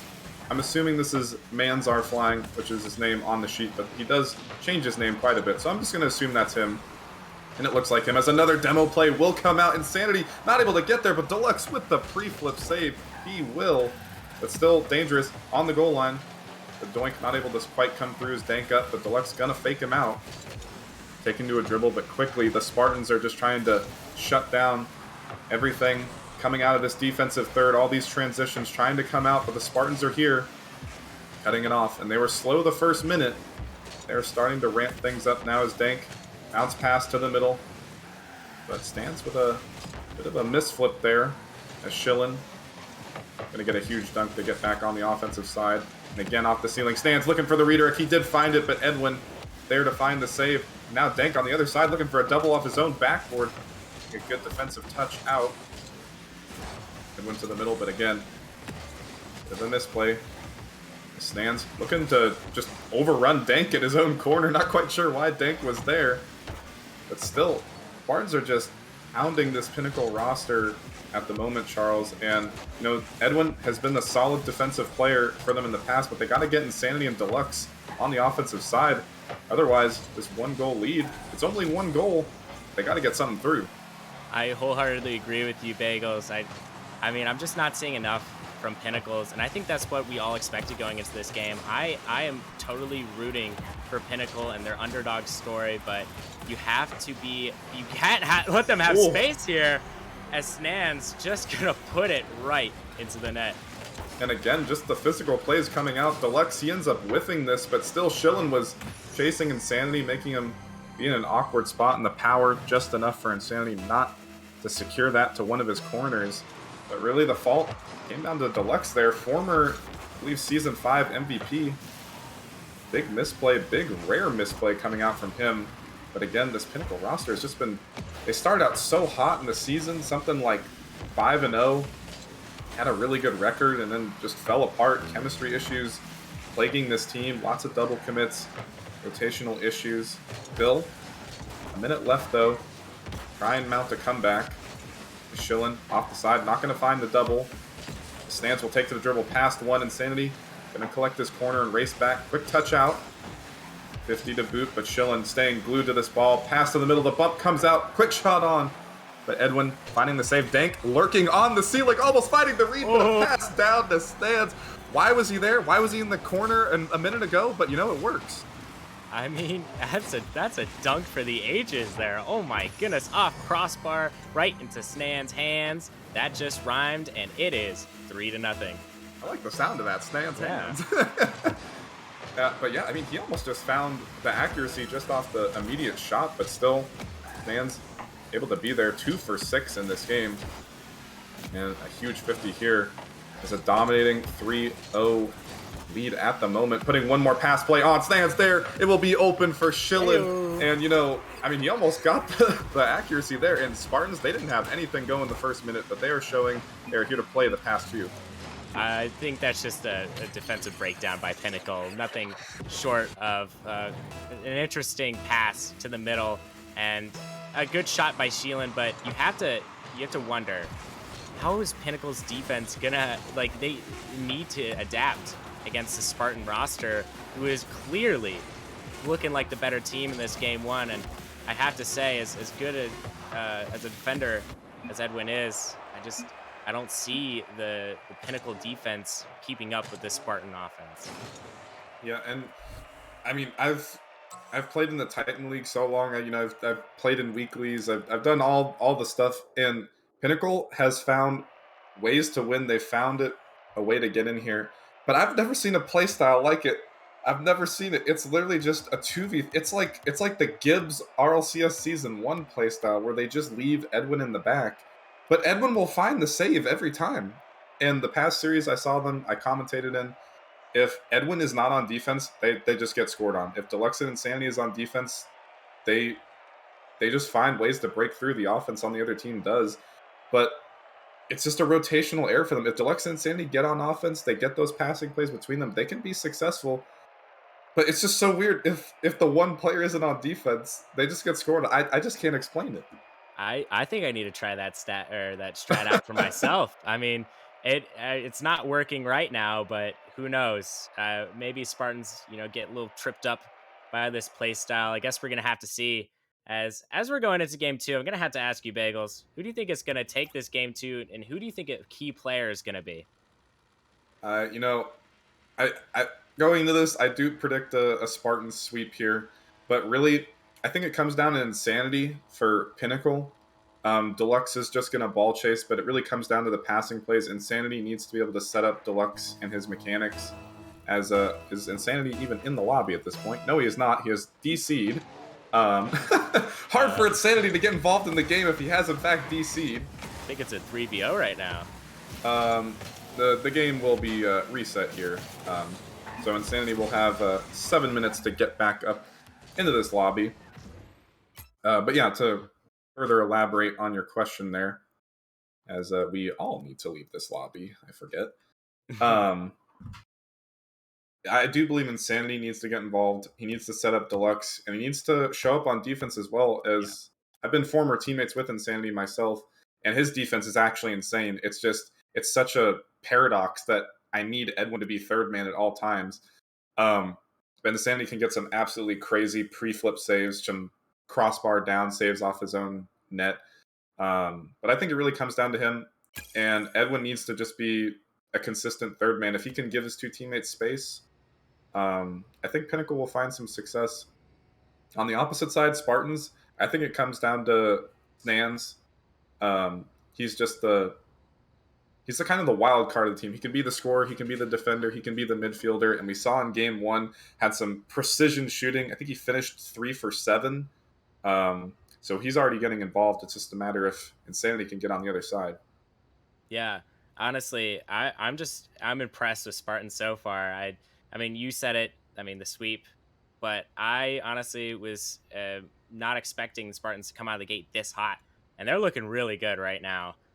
Definitely some adjusting needing to be done in this second game, but I think personally Spartans are going to take it in this game number 2. But honestly, I think this one's going to be even closer than we all might think. I think Pinnacle is going to definitely do some adjusting. I don't think Edwin's going to be brought out of the net, but I mean, do you really want Edwin out of the net? It's a staple in Pinnacle defense, and I think it's going to be a close one in this game too, as we're trying to get the players to join up here. But I'm having a fun time so far in this Titan League matchup. I mean, this is definitely a step up from Novice for sure, but yeah, I'm just really enjoying it so far. Funny thing, I did mention Edwin needs to be third man at all times, but he is a very physical player himself, and Spartans were really bringing that out in the first game. They were getting a lot of demos, a lot of bump plays themselves that resulted in goals. And Edwin, if he can get involved on the offensive side, just providing the cleanup role there, he's just known for his bumps past Titan seasons, even in Rival League, and now back up to Titan again. So if he can just kind of come through and sweep him out real quick, that could allow Deluxe to set up for a double tap if there's a free backboard available. But really, again, I think it comes down to Insanity and the passing plays for this Pinnacle team. And they just got to not double commit. I actually don't think they really double committed at all, which has been their main flaw. They didn't double commit at all in game 1. It's just a matter of, like you said, the Spartans they're showing out right now. Yeah, and showing out they are, as we get this game number 2 underway. And I'm looking for maybe some signs of life here in the Pinnacle offense, and I think we might see it here as the ball just kind of floating around right now. But I think we'll see a lot more of an attack here, as Edwin actually pushed up on that one. But yeah, I'm just excited to see how this game number 2 pans out. Yeah, looking for Edwin to do a little bit more on that shot, kind of blasted above the crossbar. As Edwin, he is hunting a little bit for the bumps right there, but on the retreat now. It's huge 50 from Stance. Insanity to the sky. Shillen on the retreat. Deluxe going for a bump actually, but unable to get it. Insanity carried that ball a little too far off to the left to put it on target either way. As a missed backboard read, Deluxe gets a good save. Taking to a dribble, flick over one, stands with the misplay, gonna leave the net open for Deluxe. Can he find the read off the side? No, too far off to the side. As Edwin looking for a pass out to the middle, Insanity waiting for the clear out. Now Dank. Schillen was lurking in the corner, thought they might go for a pre-jump pass play, but perhaps not feeling the confidence of Game 1 thus far in here in Game 2. But you know, Charles, I know we saw a dominating victory there in Game 1, but referencing that, I know Mitch is going to not want me to reference this, but referencing that other series on Wednesday, they got Braziled in Game 1, and somehow they found a way to come back. Yeah, it's definitely interesting. You really can see the will of a team by how they can put it together after a loss, and it was a big first game loss for Pinnacle, and they're definitely looking good here. As a shot is finally gonna go in by Deluxe. What a shot!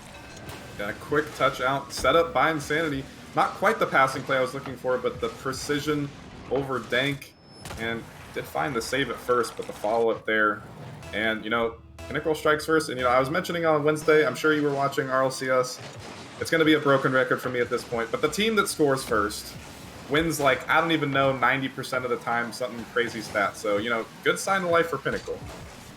Oh yeah, great sign of light from Pinnacle. And speaking of RLCS, kind of hoping this series ends up like Fury and Moist series. You know, man, I want a tight race to the end, and you know, it's looking really good for Pinnacle right now. I really like how they're attacking. You know, they're setting Edwin to do some different assignments in the offensive zone, mainly to be that demolition crew that he is, and they're looking really good right now. And I think Spartans are trying to go for some crazy shots, as you saw both of them go up for that, and the ball just kind of floated past them. But I definitely need to see more from the Spartans. Just I need to see them just send the ball into the zone and get those solid plays instead of just trying to be all flashy. But you know, if it works, it works, and so far it's not working. Yeah, they almost did convert on that pre-jump off the ceiling, which again, Dank was lurking on the ceiling. As Deluxe getting hounded in net. Edwin with the misplay off the side, but we'll leave it for Insanity.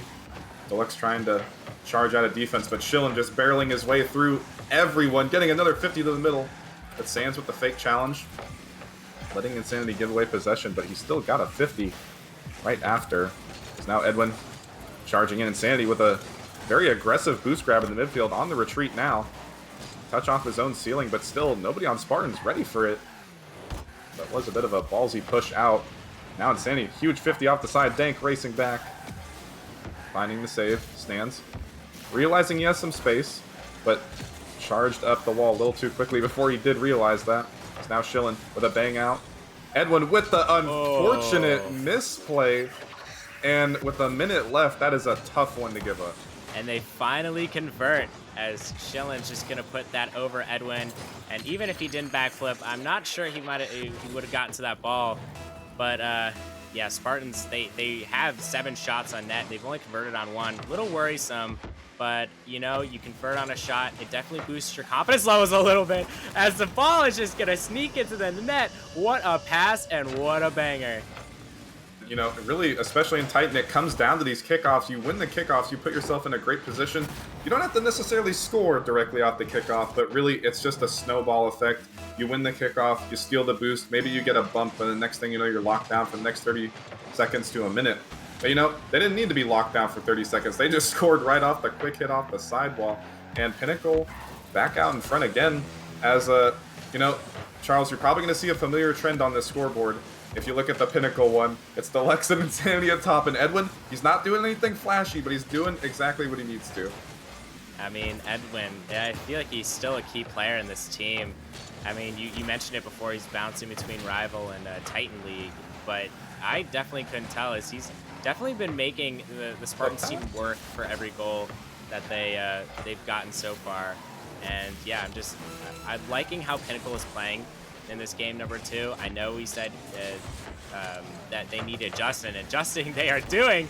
Oh no! Shots being saved on the goal line, and maybe a shot here as it just sneaks into the top left corner.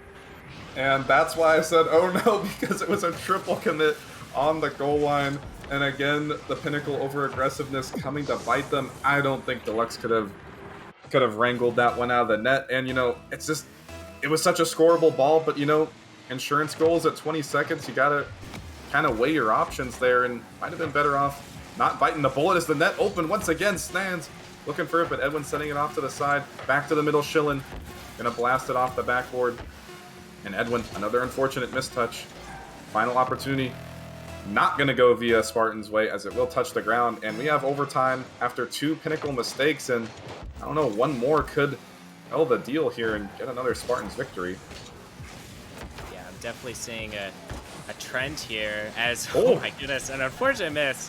But yeah, Pinnacle, definitely unfortunate that they let in that last goal. I think definitely could have been prevented by that obvious triple commit, but you're seeing a Pinnacle team who wants to win so badly that they are panicking a little bit. You can tell by their play styles. There's a little bit of missing, here, kind of reminding me of Novice League a little bit. But you know, it's looking good for Spartans. I think they will take this overtime personally, but I think Pinnacle definitely do have a chance here. But Spartans definitely the hotter team. I mean, they do have 8 shots to Pinnacle's 7, but yeah, just looking really good for the Spartans team in this overtime. Yeah, and the Pinnacle roster, I mean, it's like they have spurts of offense. They have 2 shots the whole game, and then all of a sudden they've come up with 4, 5 shots in the past minute or two. So if they can just keep being aggressive, might be able to break the Spartans defense down. Is a big mistake, but Edwin had to loft the ball over his teammate who was blocking the low shot. And again, the rotation a little out of order, but still no follow-up. The Spartans, all 3 flat-footed on the goal line. Stands with a leave in the middle. Deluxe, he just has to hit the shot, but he can't find the accuracy, still forcing double commits left and right for Spartans. Insanity flying in, but not able to find contact. Just Deluxe looking for the double off the sidewall. Huge pinch out. Dank realizing he has time, taking it patient, letting his teammates get back into rotation as Edwin with the pre-jump. This is going to be dangerous. Leaving Insanity last back, who's getting hounded on the bumps. Ooh. It's not going to work, though, as the shot was off target. And back and forth here, Charles. Yeah, it's back and forth indeed. It's looking like a game of volleyball out here as both teams just falling it back and forth to each other. Bunch of clears, a bunch of chances for both teams. And honestly, I still stick with the Spartans are looking to get this overtime win. They look hungry. And the difference is between a hungry and I think the Pinnacle team is has a little bit of stream nerves a little bit. Oh no! Okay, they finally put it away. I'm just not quite sure why the net was open here. It kind of just looks like Schillen just missed the touch. He just missed his challenge. It didn't even really look like he flipped the right way. But, you know, hey, Pinnacle are going to take that one to the races there. Was a missed shot from Edwin, but luckily it curled up and in and down and all the favorable directions there for Pinnacle, as I think somehow Pinnacle ended up outshooting Spartans when they had 2 shots in regulation. They're up at 13-9 now. What the heck happened those past 2 minutes? Overtime happened, bagels. And that is exactly what we just saw.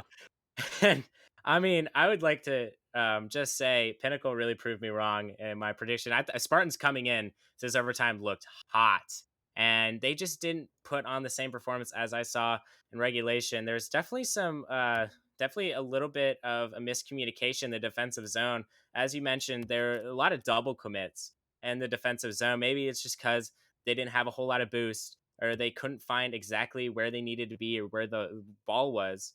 But you just you can't have that happen, especially in a crucial moment like overtime. And I think the Spartans just need to fix that little thing with their defense and their rotations, and they'll be fine. Pinnacle, on the other hand, they need to keep up the momentum they had in overtime. And I'm just excited to see how all the things pan out in game number 3. Yeah, I think this is a huge swing game. I think Pinnacle absolutely needs to win this game 3, whereas Spartans, I think they could have the ice to come back at any point. But for a struggling Pinnacle team, they're going to need the momentum. They're going to need to carry it through here in game 3, as they did put the Spartans on the back foot, surprisingly. They looked extremely uncomfortable, and I think that was large in part due to Edwin. He didn't really get any demos, but he was zoning out the defense and getting a lot of boost skills. Like you said, it didn't really look like the Spartans were comfortable with their boost levels, as a huge play. Sandy not going to quite get that over Schillen. And Deluxe has been such a dangerous player on the ground. He's gotten a lot of flicks. His flicks haven't resulted in goals, but again, they're just putting Spartans in some surprisingly awkward spots because they look so good in defense up until that overtime. And all of a sudden, just a breakdown as a huge whiff will come out, or really just an outbeat from Schillen, and they will score first. And the pressure just kept mounting and mounting until the Pinnacle defense could not take it anymore. What a beautiful shot by Schillen, and the Spartans are coming out hot. I'm, a little curious to see Pinnacle maybe return to their overtime form, but, they still have 4 minutes left in this game number 3 to figure that all out. Oh, as Insanity, like I said, he gets those last second saves as there was a bit of an issue on the kickoff. Kind of looked like Deluxe and Insanity bumped each other. Something strange happened, but still able to survive as Dank with the flip reset looking for the musty. Is Edwin gonna a soft touch off to the middle, but this is gonna allow Schillen with the big shot, but Deluxe again with these saves. And this is what I'm saying, Charles, it's not clinical, it's not clean, but somehow, someway, these Pinnacle players, they get the last second saves, although a huge flick now, they will not get this one. Yeah, I still, like I said earlier, I mean, the pressure just keeps on building. This Pinnacle team does not know how to handle it right now, and if this pressure keeps up, I think the Spartans are going to score many more goals to come. And this Pinnacle team, you have to wonder if they're going to see any sort of offense, as I don't think they've even been in the Spartan zone this game, or at least for what I can tell. And I'm just looking for a huge, they need a difference maker here, and I think Insanity could be that difference maker. Insanity or Deluxe could be that difference maker, as Edwin was the difference maker in game number 2. I think that they need one of their star players to put it in the back of the net, and as I say that, Edwin puts it top shelf. This all kind of did get started by Insanity, though. Not on this play, but previously he got a big pass off the backboard. Deluxe followed up. He didn't go for the shot, but he kept it in the zone, kept ball possession, and then a few short attacks after that, just a barrage. And Edwin didn't get the most power, but he did find the slot. And now the lead cut in half as a misplay coming out from Dank. Quick pass to the middle, Deluxe there, but Snans didn't quite see him lurking in the net. We'll find the save for now as Edwin looking for more zoning on the backboard. Possession, give it away to Deluxe. Gonna leave his own corner boost. Snans missing this one. Huge dunk from Insanity. It's just a foot race to see who can beat this ball, and Dank beats out 2 defenders. Insanity awkward, but still finds the read. Taken off of the field, though, is Schillen. Looking to keep this one in the Pinnacle half. Deluxe and Insanity both up. And again, double commits have been an issue for Pinnacle as Insanity trying to hunt the bump, but patient on the goal line. Was Snans. Insanity back to the right side, trying to find Deluxe, but he was on the retreat. And somehow Insanity is back on this ball and even finding more bumps in the backfield. Although going to leave Edwin a little bit dangerous here in the midfield as a big misplay comes out. Defensive demo on the Deluxe. And I don't know, I mean, this is just strange, Charles. Spartans, it almost seems like they're respecting Pinnacle, which is weird. As they're coming up with a huge pass play here that, I've just cast or cursed this Pinnacle team. I said they're looking good. They get scored on. They're respecting the, but look at this pass play.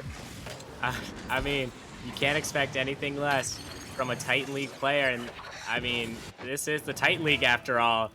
But as you were saying earlier, I think they are respecting Pinnacle a little too much, and they need to start capitalizing on these double commits. I think I saw at least 3 in the last minute or so, and if you capitalize over those double commits, I think Pinnacle's done for, if they're not done for already.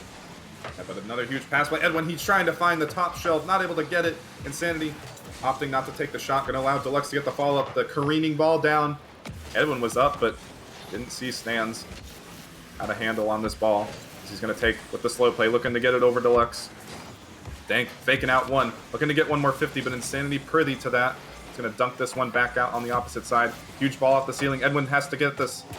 As Dank bumped him off the play. Insanity for the shot, but off the side once again. Edwin trying to keep possession. Shown to the midfield. Deluxe on the follow-up. Net kind of open as Dank is extremely aggressive upfield, but going to allow him to get a shot as the dunk did come out. And 1 minute on the clock here. And again, we're in a similar spot here, Charles. Pinnacle have 3 shots, and Spartans are in the lead, but could all change with one more big play.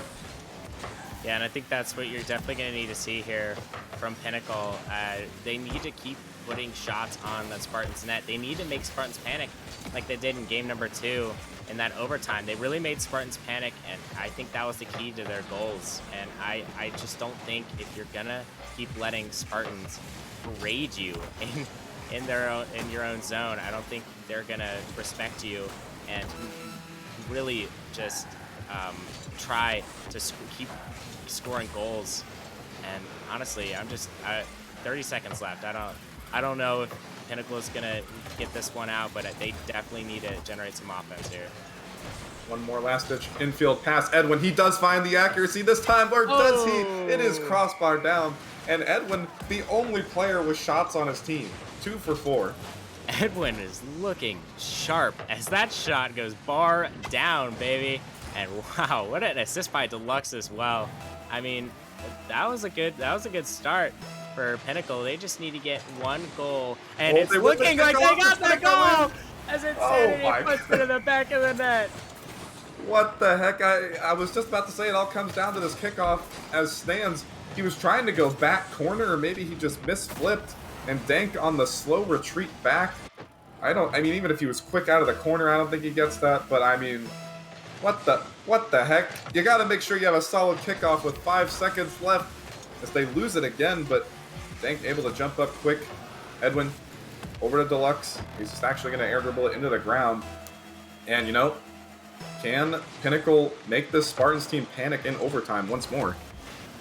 Yeah, that's definitely the story here, as they're looking good. They were looking good at the end of regulation, but not as good as Spartans have looked this entire game.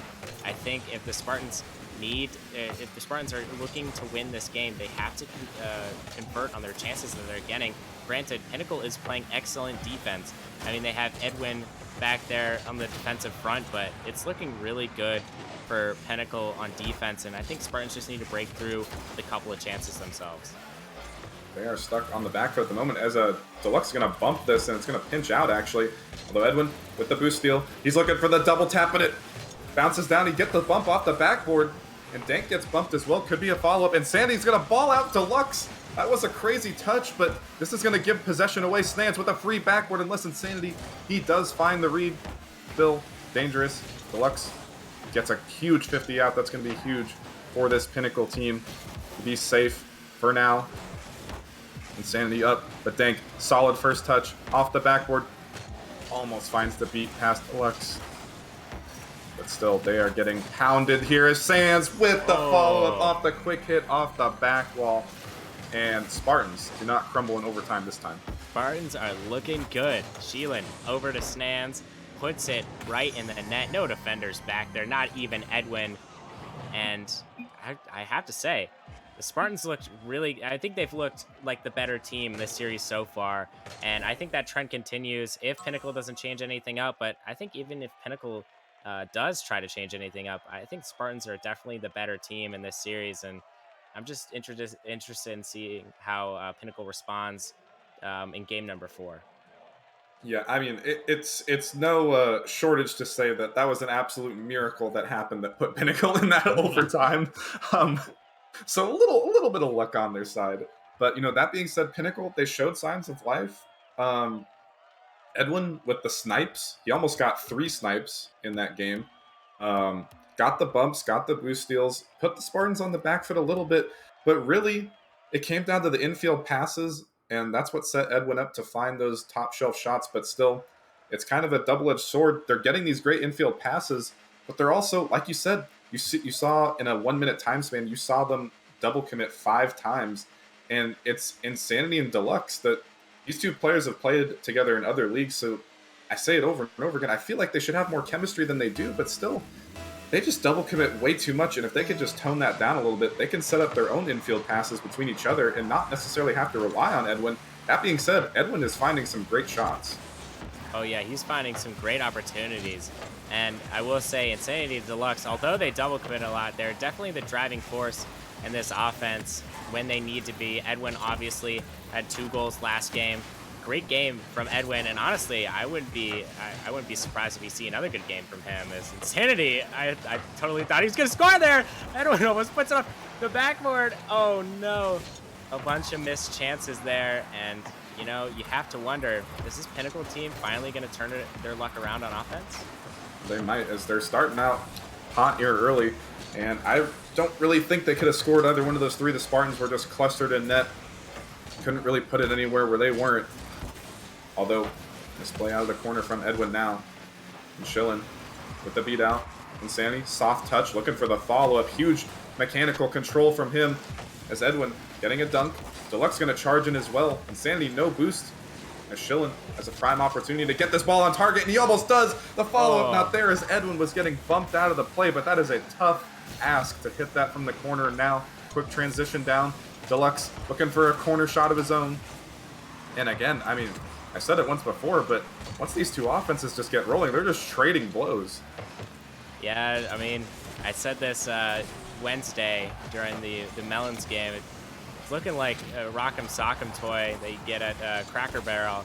I mean, there's the rights and the lefts just keep trading. They keep trading blows, and you know it's looking really good from both teams. And I will say, Pinnacle definitely has the upper hand if they continue to play like this. As they try to put away some chances, and they definitely look like they've had the better chances. And I have to ask you, Bagels, what do you think they can continue this for the whole game, or do you think this is just only going to be for about a minute or two, and then they're going to return to their original form?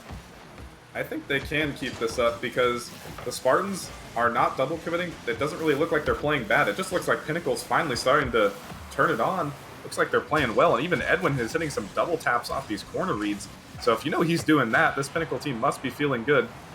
And Insanity has come up with a lot of great touches. It just hasn't resulted in something for the offense yet. And Deluxe, I feel like it just comes down if they can give him one solid chance, they can take the lead here. Well, they find themselves back on defense for now. Edwin, he's looking for somebody to bump, but there is nobody, as all of the rotation was out. Insanity looking for a shot. Will be sent off to the corner. Edwin, solid first touch. Doesn't have the boost to find the double. Dank up early and will send it to his corner either way. Open backward here. Where's the follow-up? Edwin there for the shot. The double commit happens. It was put top left, but still the save came out, and it needed a little bit more zest on that shot. Yeah, unfortunate, definitely. I mean, you see again, this double commit's really plaguing them. And I feel like as soon as you see a double commit, oh my, their offense just crumbles, and we almost saw it there as almost put it in the back of Pinnacle's net, but we can't be seeing this double commits. I don't know if it's a comms issue. I don't know if it's a chemistry issue, but this just can't be continuing to happen if Pinnacle want to move on to these semifinals. Absolutely not. As a huge bounce shot comes out, but Insanity there. Stands. Looking for the bump onto Edwin. He will find it, but still, Edwin standing tall on the goal line. Dank up early. He's looking for the pancake flip reset. Doesn't find it. Stands. Gonna opt to retreat. Smart move from him. Gets the midfield boost. Over one. Over two looking for the bump. Insanity still able to find the clear out. Schillen and Dank not quite on the same page. This will allow Deluxe some space in front of the net. Insanity getting the defensive bump. Dank, one more play from the corner. Finds one more flip reset. No, he doesn't. And offensive double commit, but Stands every time he makes a challenge, he just gets right back to it. Insanity, huge clear out to relieve some pressure. Dank to the corner, and right back onto the Pinnacle side of things. Is a huge clear out from Stands. Dank looking for one more bump onto Insanity. No, he's trying to find the reader. He does not care about the bump. All he cares about are the dunks. He is looking like LeBron James out here. What a slam. Oh my. Puts the car length on the ball, and that's exactly what's going to happen. Puts it bottom left corner too. Just an amazing ball, and I mean the Spartans looking like they might steal this game 4 from Pinnacle. That works 1 out of 100 times for all the viewers watching. That is absolutely a situation where you go for the air dribble bump. But yeah, you know what? It doesn't work as Insanity trying to find the counterattack. Tie this game up with a huge save from Stands, and one more flick is going to leave the net open, and Spartans with a huge insurance goal. That was a massive goal, and if you want to keep this Pinnacle team off your back, just keep scoring goals, and that's what Stands just did. I think unfortunate rotation and missed ball really led to that goal, and you know, you're wondering if you're Pinnacle, how are we going to stop the Spartans offense? I mean, it's not looking great so far. As, you know, another chance from Pinnacle. We've seen a lot of those this game. but they're just not falling in. I think they just need to create more space and try to get past one defender instead of all three. And as I say that, Deluxe is gonna put it top left. Definitely the outbeat here. You know, we saw this one before. Can some sort of shenanigans happen on the kickoff? As Deluxe was able to put that through. But really, I mean, back to your previous question, they did keep it up the whole game. They just couldn't find the ice to, they couldn't find the accuracy. As Snans wanting no part of the kickoff this time, and Schillen will win it. Insanity looking to keep it up. It's going to have to go the full way of the field. Huge dunk for Dank. Not bigger than his other dunk, which, my goodness, that may be one of the most, I'm just going to say, it may be one of the most stupid goals I've seen in Titan League history. But hey, you know what? Not only did he find it in the corner, but he found it with power. I mean, wow. There's no analysis that can be provided on that shot other than it was the incorrect thing to do. But you know what? Sometimes the incorrect thing works out. And to a novice league player like myself, that looked pretty good to me. As the pinch came out, and I was like, oh my! I mean, just an incredible dunk and incredible game by Spartans. They looked fresh. And I said it last intermission. They look like the better team. No matter if Pinnacle gets all that offense going, the Spartans just come back and they score right when you have all of that momentum. And I think the key for Pinnacle is those double commits. They cannot be double committing as much as they are right now. And I feel as soon as they get like even one double commit, their whole offense just crumbles and Spartans take control of the game. And you know, the double commits obviously can't happen, but you gotta create some space. And honestly, at this point, let Edwin go to work. I mean, he's been popping off so far. I mean, just let the man, you know, do it himself sometimes. Yeah, I mean, surprisingly, it feels weird to say that. But every time they've sent an infield pass over, Edwin has put a very quality shot on. And, you know, that being said, looking at the stat lines again from the previous game, it wasn't necessarily that they were missing their shots. It's just that the Spartans' defense was there. They had 10 shots in the last game, and they had 9 saves. So the one that they didn't get, they ended up putting in. And I think they just got to go back to the physical play, try and disrupt this Spartans' defense any way they can. Because the Spartans' defense did not double commit really at all in that game. So they're going to have to find other ways to score, find some big bumps. Edwin not going for this, and Deluxe gonna have to bail him out. Ball lurking now in the corner. Insanity having to go quick. It's Edwin up on the side ball. Miscommunication once again. All three players clustered here for Pinnacle. Stands up. Dank with the pre-jump. Just might find the read. Finds the bounce shot. Insanity there in the corner. And again, you know, when the Spartans are pre-jumping like this, you know they're feeling good. So Pinnacle are gonna have to come up with a response here. They gotta score first. Yeah, and I think scoring first, like you said, there's a 90% chance you win the game if you score first. A little bit of an unfortunate chance there, but Pinnacle, they're looking really sluggish right now, and they just need to get the chances going. As Edwin almost puts a great shot on net. We're seeing a lot of shots here, and all of those shots top shelf, and only one of them slips through. And this was a huge pass. Like, it's not even on the replay. Deluxe got the tiniest of passes over to Edwin. He blasts it off the backboard. It goes back to Deluxe. It goes back to Insanity. And like you said, every shot was quality, and they've done it. They've scored first, and they put Spartans on the back foot early, so maybe no more pre-jump shenanigans come out. They might have to turn on the afterburners a little early here. I fully agree. Definitely looking good for Pinnacle so far. I mean, they have been impressive. They have looked like a team that can compete with Spartans. And, you know, you get the first goal. Obviously, you're applying some pressure. But yet again, I think those double commits might come back might haunt them if they continue to commit them. I haven't seen any this game, but, you know, we just need more offensive plays like we saw just now. And I think he's just going to slip it under. It's a slow roller, but hey, you know what? It gets the job done. As Dank, with a very sus touch off his own backboard, Schillen, there's nothing this man can do about it. Insanity actually kind of puts the ball right next to him. Did have the whole net to shoot at, but a huge insurance goal. And Pinnacle, Charles, has not had a 2-goal lead this whole series, so I'm thinking this is primed for a Pinnacle victory, unless Spartans can pull out some crazy plays. You know, I wouldn't put it past Spartans to pull off some crazy shenanigans. They've looked really good, and if I'm guessing anybody pull off some crazy shenanigans, it's gonna be Gangatron. I mean, he's looking really good. He's looking really good this game, and you know, I'm looking to him to really just drive the Spartans maybe back even to a tie game here. And you know, if you're on the Pinnacle side, you can't let Spartans stay in your zone. You can't let them set up shop here, as I don't think a defender's back for this. I think this might just slip in, and it does. Edwin puts it in. Yeah, a ballsy third man challenge from Schillen, and that will be a huge insurance goal. Another one. You know, they didn't have a 2-goal lead, but now they have a 3-goal lead. So surely it is wraps for Pinnacle. But that being said, too early to call, as they have 2 minutes and 25 seconds to try and hold this precious 3-goal lead to try and get back in the series. One more infield pass play coming out, but again, Deluxe with a save. Another one just to boot shortly after, and all of Spartans has retreated as Deluxe got a squishy out of his own net to pinch it out. And I don't know, maybe Deluxe starting to feel good as an infield pass play to Edwin, who has been their point man. It still feels weird to say that Edwin is the point man for this team, but you know what? Just give the ball to Edwin and Deluxe's insanity. He's just being a midfield kind of guy right now, but maybe that's what they need. I think that's actually exactly what they need. They need Edwin to just keep doing what he is doing. I mean, I think Edwin has legitimately had a goal every single game this series. I mean, correct me if I'm wrong, but Edwin has been looking on fire. And one thing I love from this Pinnacle team is their shot placement.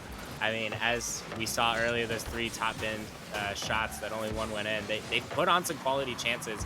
And unlike Spartans, I think they are the better shooters from Spartans, but it really will depend for Spartans to get the better opportunities. And that's what we're kind of seeing here is the ball almost trickled into the net, but you know, Spartans just needs to play a more solid all-around game.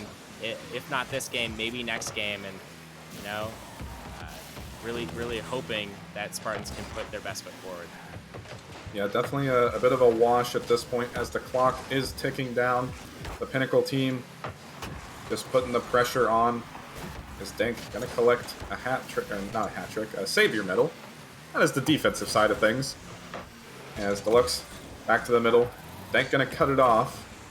Looking for one more crazy dunk, but not enough boost to quite manufacture one more crazy goal. As now back on the defense is Spartans. As I think there was 5 players up for that ball and nobody found contact. A huge whiff from the whole field. And this is only going to play to Pinnacle's favor as we are down to 20 seconds. And surely at this point, as Dank is even lurking in the corner, trying to find a redirect off the top. And one more clear will spell the deal here for Spartans. And Pinnacle are clawing their way back in this series. And I have to win 2 more in a row, though.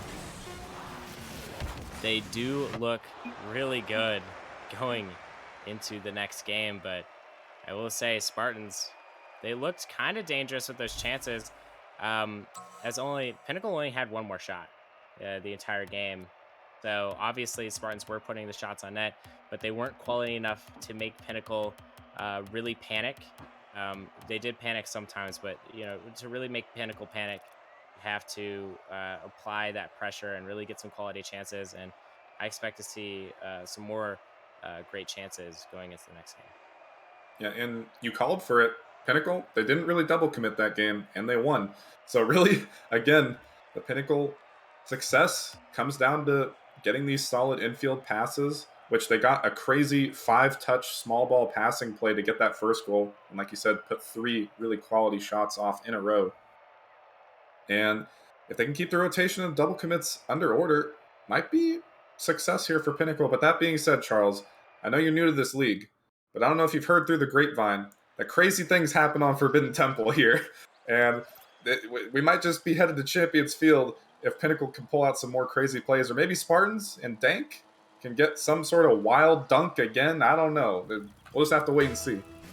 We will have to wait and see as the kickoff is going out in game number 6. And, you know, I have been around at least long enough to know that some crazy shenanigans do happen on Forbidden Temple. And, You know, I think honestly this could definitely go to Champions Field. It really, honestly, it doesn't even depend on the Spartans. I think it depends on Pinnacle, how they play, how they perform, as they're looking really good right now. So I don't know how they save that, and just more saves just coming out. But yeah, as I was mentioning, I think Pinnacle just needs to the Deluxe just putting in another amazing shot at net. I think Pinnacle just needs to score first, and they have. And this is a carbon copy of game number 5 here. Pinnacle have put 3 shots on in quick succession. Granted, they didn't find the mark the first time around in game number 5, but game 6, they are looking deadly. And each shot is placed with precision, power, and the players are going for bumps and boost steals to boot. Open backboard for Deluxe. Can he hit it? No, he can't. And that would have been a huge insurance goal to get 2-0 up on Spartans while they're down in match point. Still looking good here for Pinnacle, but I can't help but feel like they needed that one. They definitely did, and you know, I think even if Pinnacle doesn't win this game, I think this is definitely more than what anybody ever expected Pinnacle to achieve this series, and they're looking really good. I think honestly the standout player for me so far in this series has to be Edwin. I mean, he's really taken that role seriously. You saw game 1 just kind of chilling in the net, you know, just playing some solid defense, but now Edwin is alive, and now Edwin is ready to be the player that he was always meant to be, and you're definitely seeing it as this Pinnacle team looks brand spanking new. Deluxe has been stepping up huge too, as Edwin, I think he may have gotten bumped from what the heck is going on? I don't know who he got bumped by, but 2 players on the Spartans collide.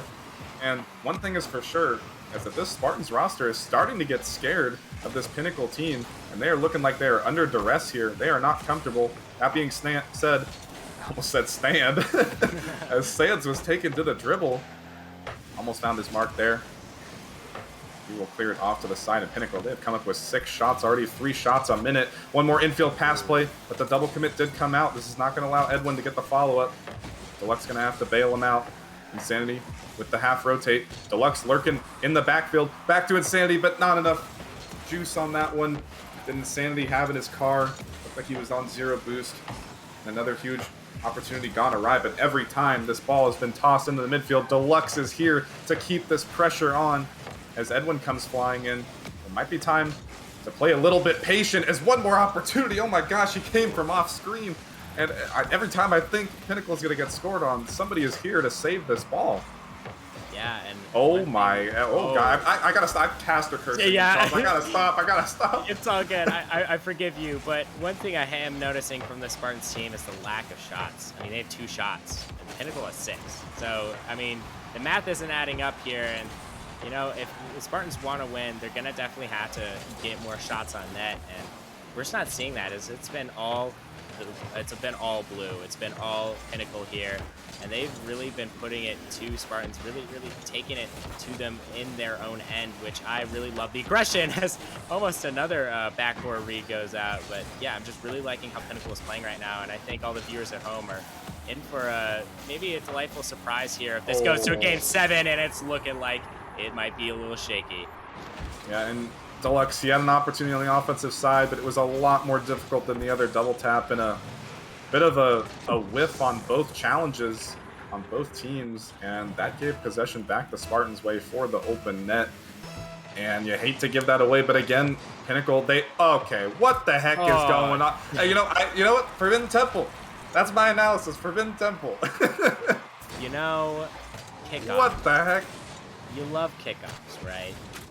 And Pinnacle is just so good at them, especially in clutch moments like we just saw. I mean, there's not a whole lot of analyzing that I can do about that shot, but I will say Deluxe is looking really good in this game. I mean, obviously putting the team on his back right now, 2 goals, 2 saves. I mean, I will say Pinnacle is looking actually like the better team, and I think if you add up all the games, I think Pinnacle actually is the better team in this whole series. They've just looked so much better when they have been popping off on offense than the Spartans. I think the Spartans are just they're not giving each other the chances that they need, and their defense, they're all just clustered in net. And even though that might count for some good saves, the counterattack just isn't there. I don't know what is making them uncomfortable. Like they're really not double committing, except on some really good opportunities from Pinnacle, which you can't. Wait a second, what's going on here? Oh, it looks like he was lagging. I'm checking the scoreboard now. A bit of an internet issue, but he's back on it now, and he gets a shot on. But it really is just coming down to great plays from Pinnacle that are forcing Spartans to be awkward. They're not like blatantly double committing. It's just that Pinnacle is finally starting to play better, and Spartans are not ready for it. But they have 30 more seconds here to hold this lead, to try and bring it back to Champions Field for one more crazy game. Quick pass to the middle. Dank here, but Insanity with a huge dunk out. Snans, no boost. He's going to have to get his corner. Ball bounces back to middle. Insanity with one more pass to Deluxe as Dank off to the side. And Deluxe gets the boost steal, trying to burn the clock, trying to get a goal too. Because now Snans going to have to go the full way. One more touch out, but Deluxe will touch the ball to the ground. And Charles, somehow, some way, Pinnacle has made it to Game 7 in Champions Field. All right, everybody in the Twitch chat, pull out the Game 7 emotes. Game 7, right on the Nemesis League channel. Who's hyped? You know I am. Pinnacle versus Spartans. I need your prediction, Bagel. I know this game has it's just turned itself onto its head, but I need to know, who do you think is going to take this game number 7? You know, I really don't know. I thought it would be a clean sweep. I really thought Spartans were just going to dominate, but they have not done so. And they have let Pinnacle back into the door here. And, Spartans, they could very well be capable of just coming into Game 7 and blowing Pinnacle out of the water like they did in Game 1. But you know what? Even though it was not good times, Rockerman, I know you're in the chat. It was not good times at Pinnacle in Season 2. But since I played on Pinnacle in Season 2, my vote is for Pinnacle. There you have it, ladies and gentlemen. Bagel's put in the vote, and in chat, I'm honestly, I don't know what's gonna happen. I'm supposed to be analytical about these things, but honestly, how this game as a series has gone, I don't know who's gonna take this one. I have no vote. If you spent your channel points on either team, I'm so sorry, because you might probably having a heart attack right now. But it's looking really good for obviously Pinnacle. I mean, especially going into this game, they've won 2 in a row. They're looking sharp, and I'm just looking for them to keep this momentum going forward. Yeah, and one of my also former players has brought up a great point. He did just say caster curse. Every time I talk something good about Pinnacle, something bad happens. So maybe I've just cursed them here for Game 7. But you know what? I believe in the Pinnacle roster. I'll just double down on it. Double down on the curse. Oh. Pinnacle is taking this game as Dank with the flip reset, but a huge dunk from Deluxe will put it back onto the offensive zone here as Insanity looking for a huge dunk. Stands on the dribble, perhaps with the fake, but didn't look like he was going for a bump afterwards. Shot on, Edwin with a huge clear. The Stands off to the side, getting the mid, looking for a pass, down to Dank. Not fast enough as the net was open. Schillen out of position. If they found the accuracy, they would have scored first once again. His ball loitering out in the middle. Dank with the misplay. Edwin with a soft touch up to Deluxe. A chance for him to use his mechanics. Going for the flip reset. Can't find it. As Sands will dunk it out quick enough and try and put this Pinnacle team on the retreat. As now off to the side. Deluxe sacrificing his body to get this clear. Almost a top shelf shot, but still off to the side. It's Insanity. One more soft touch. Deluxe out of position. Snans. He's here. Open backfield here. He just has to find the shot, but he could not find the accuracy. And again, tough shots out of these corners. But one shot apiece here, Charles. And I think the nerves are on full display as 2 shots in 2 minutes.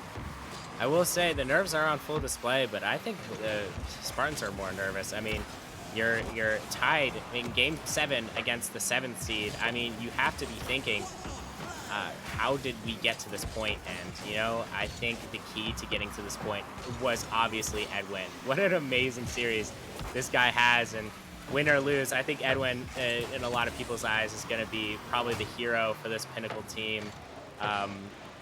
Looked at as a hero. And, I have to say, I don't know what's going to happen, but all I know is we're in for a treat. And, this wouldn't be the Nemesis Gaming League without some excitement, and almost a shot trickling in. And I will say the shots are flying, but obviously the shots are better from Pinnacle. As Wait, Spartans- what the heck? you know what? Chaos. Yeah, Absolute chaos. I'm just gonna stop talking now because I feel like a lot of exciting things are happening. I don't know what is happening, but that much is certain is that there's a lot of pressure, but not a lot of shots. But somehow Dank just decided to produce a shot on his own net. Didn't go in, luckily for him, as Deluxe on his own backboard. But Chillin waiting patiently, taking to the dribble. Edwin slightly out of position. Insanity on the backboard. 2 players go, but Deluxe opting not to go for this one. Open backboard. Insanity, he's almost going to put a shot on his own net too, but he honestly had to make that touch as more chaos started to ensue, this time on the Pinnacle side as the clock is ticking down, and I can't help but feel like we may have a Game 7 overtime in the works. Maybe I just cursed them once again, but Deluxe with a shot, parried off to the side by Snans. Dank getting this one off to the side. Deluxe maybe with a pass to the middle, but it wasn't nearly close enough to Edwin. Insanity up extremely early. He does not find the touch, but Dank can't find the read either. Huge no in the backfield. Insanity. He just has to get the 1v1. A huge flick. But Deluxe and Edwin double commit, and the speed not quite there either. Now on the retreat, Insanity letting Snans just waste all of his boost and his opportunity, but another misplay comes out. Deluxe off his own backboard, shot on target, but Deluxe still there to find the save. 50 out. Insanity looking for the pass off the Deluxe maybe, but not enough boost to get the job done. Careening ball off the ceiling. Snans with the double. But Edwin will find the defensive read. Spartans, they have one shot, Charles, but I feel like they might have one more in them to take this game. Although the net is open for Edwin, and he will find the shot. He did and it said it came down to Edwin, Charles. You said it, and he finds the read. Edwin for president. It's What the happening. heck? Edwin 2026, baby. It's happening. Edwin, just amazing work by this Pinnacle team to get to this point, and we still have 40 seconds left. I'm just curious to see what's going to happen the rest of this my game. As goodness. Edwin just puts another dribble on. If Edwin air dribbled the whole Spartans roster team, I would have eaten my shoe on camera, literally. I may not have consumed the shoe, but I would have put it in my mouth. That being said, 20 more seconds here. Spartans' hopes on the line. They were up 3-1 in the series, and they find themselves here with seconds left to play to try and tie this game up. Insanity off to the side looking for a pinch. Does not find it. Stands to the middle. Chillin there. Huge 50 off the ceiling. Insanity just looking to burn the clock. He got his boost stolen. One more pass to the middle. Stands can't find the read. It's up to Chillin to keep this one up. Stands up extremely early. Still opportunity, but Deluxe, he's going to put this one down, and he will. they did it. Pinnacle are your winners. I can't believe I'm saying this. What is happening All right. in the Titan League playoff? Who put Pinnacle down to win? I need to know. Channel points. Who did it? Because they are a millionaire right now. Oh my gosh. I just out of left field win What? by Pinnacle. And I said this in game 6. Edwin MVP, Edwin for president. Everybody buy your shirts, buy your Edwin for president merch. Maybe make that available, Rocker Man. I don't know. But it's absolutely insane game. This is probably my favorite game that I've ever casted personally. I mean, just absolutely pandemonium. I thought Spartans were going to easily take this game, and Pinnacle just basically takes the rug out from under the Spartans team. You know, that was absolutely an exciting series to watch, an exciting series to cast. But I will say, Charles, this is not normal Titan League operations. I will say. I mean, granted, the Wednesday series was not normal operations as well. We are getting some interesting Rocket League coming out of the Titan League. But you know what? Honestly, I'm all for it. And I play tomorrow night, so I have no idea what this means for me and my team. But you know what? If it's going to Game 7 and we win, for the content, you know? For the content, indeed. Oh my goodness. I will be rooting for your team, and you know, this is as my first Titan League match. I was pleasantly surprised. Definitely the skill gap between just like even like Challenger and Titan League is just ridiculous, and it was on full display here. Is amazing win by Pinnacle again, and you know, I just got to say, Bagels, thank you again for casting with me. It was a huge pleasure. No, it was great times. You know what? You know, we got plenty of games. We could run it back again. But oh my goodness. What the it's I like have to do laps. I'm gonna do yeah. laps. You know, I'm not in quite disbelief as I would have been if the Krakens lost. I actually don't know what I would have done with the rest of my night if Krakens lost. But you know what? I did foresee this as a possibility. Granted, it may have been 3% like the fan vote decided. But Pinnacle are headed to the semifinals to play the winner of my team and the Grandmasters and then Gonza tomorrow night. So that will be one more Titan League on schedule. I don't know. I don't have anything to say. It was just wild. Yeah, it was just ridiculous. And for all the teams who have to face Pinnacle in the playoffs, I'm sorry for your loss because Edwin is gonna absolutely run through you guys. I'm just kidding. But just really excited to see some more playoff action moving forward. Yeah, I mean, I know Rogue probably wanted us to do this in the intro, but you know what? We'll reference that bracket real quick. Pull it up. Pull it up really quick, Rogue. As on the top side, actually, we have 2 Titan League matches going on tomorrow. Now that I think about it, we will have Nebula and Blizzard going off. That should be a very spicy matchup. And we have then Gonza and Grandmasters as well. So 2 more games to decide who makes their second trips into the semifinals. Krakens and Vanguard. It's not updated. The Krakens are your victor. They're up in semifinal number 1. And Pinnacle just took the absolute most bonkers series to punch their ticket to the semifinals. So that is the Titan League bracket for you. But just one more time, Charles, it was a pleasure. Fun times, some wild Rocket League. Hopefully we can run it back tomorrow for some more crazy-ass action. I don't know, any more final thoughts from you? No, honestly, I'm just really, really glad I got the chance to cast a Titan League game with you. And, looking forward to more in the future. Hopefully, maybe tomorrow. Sounds good. We'll have to see. As thank you, everybody in chat, for watching that absolute roller coaster with us. We will catch you guys tomorrow night for some more Nemesis League action. I believe we have 4 games on tap, but either way, we will catch you guys for some Saturday Night Rocket League tomorrow night.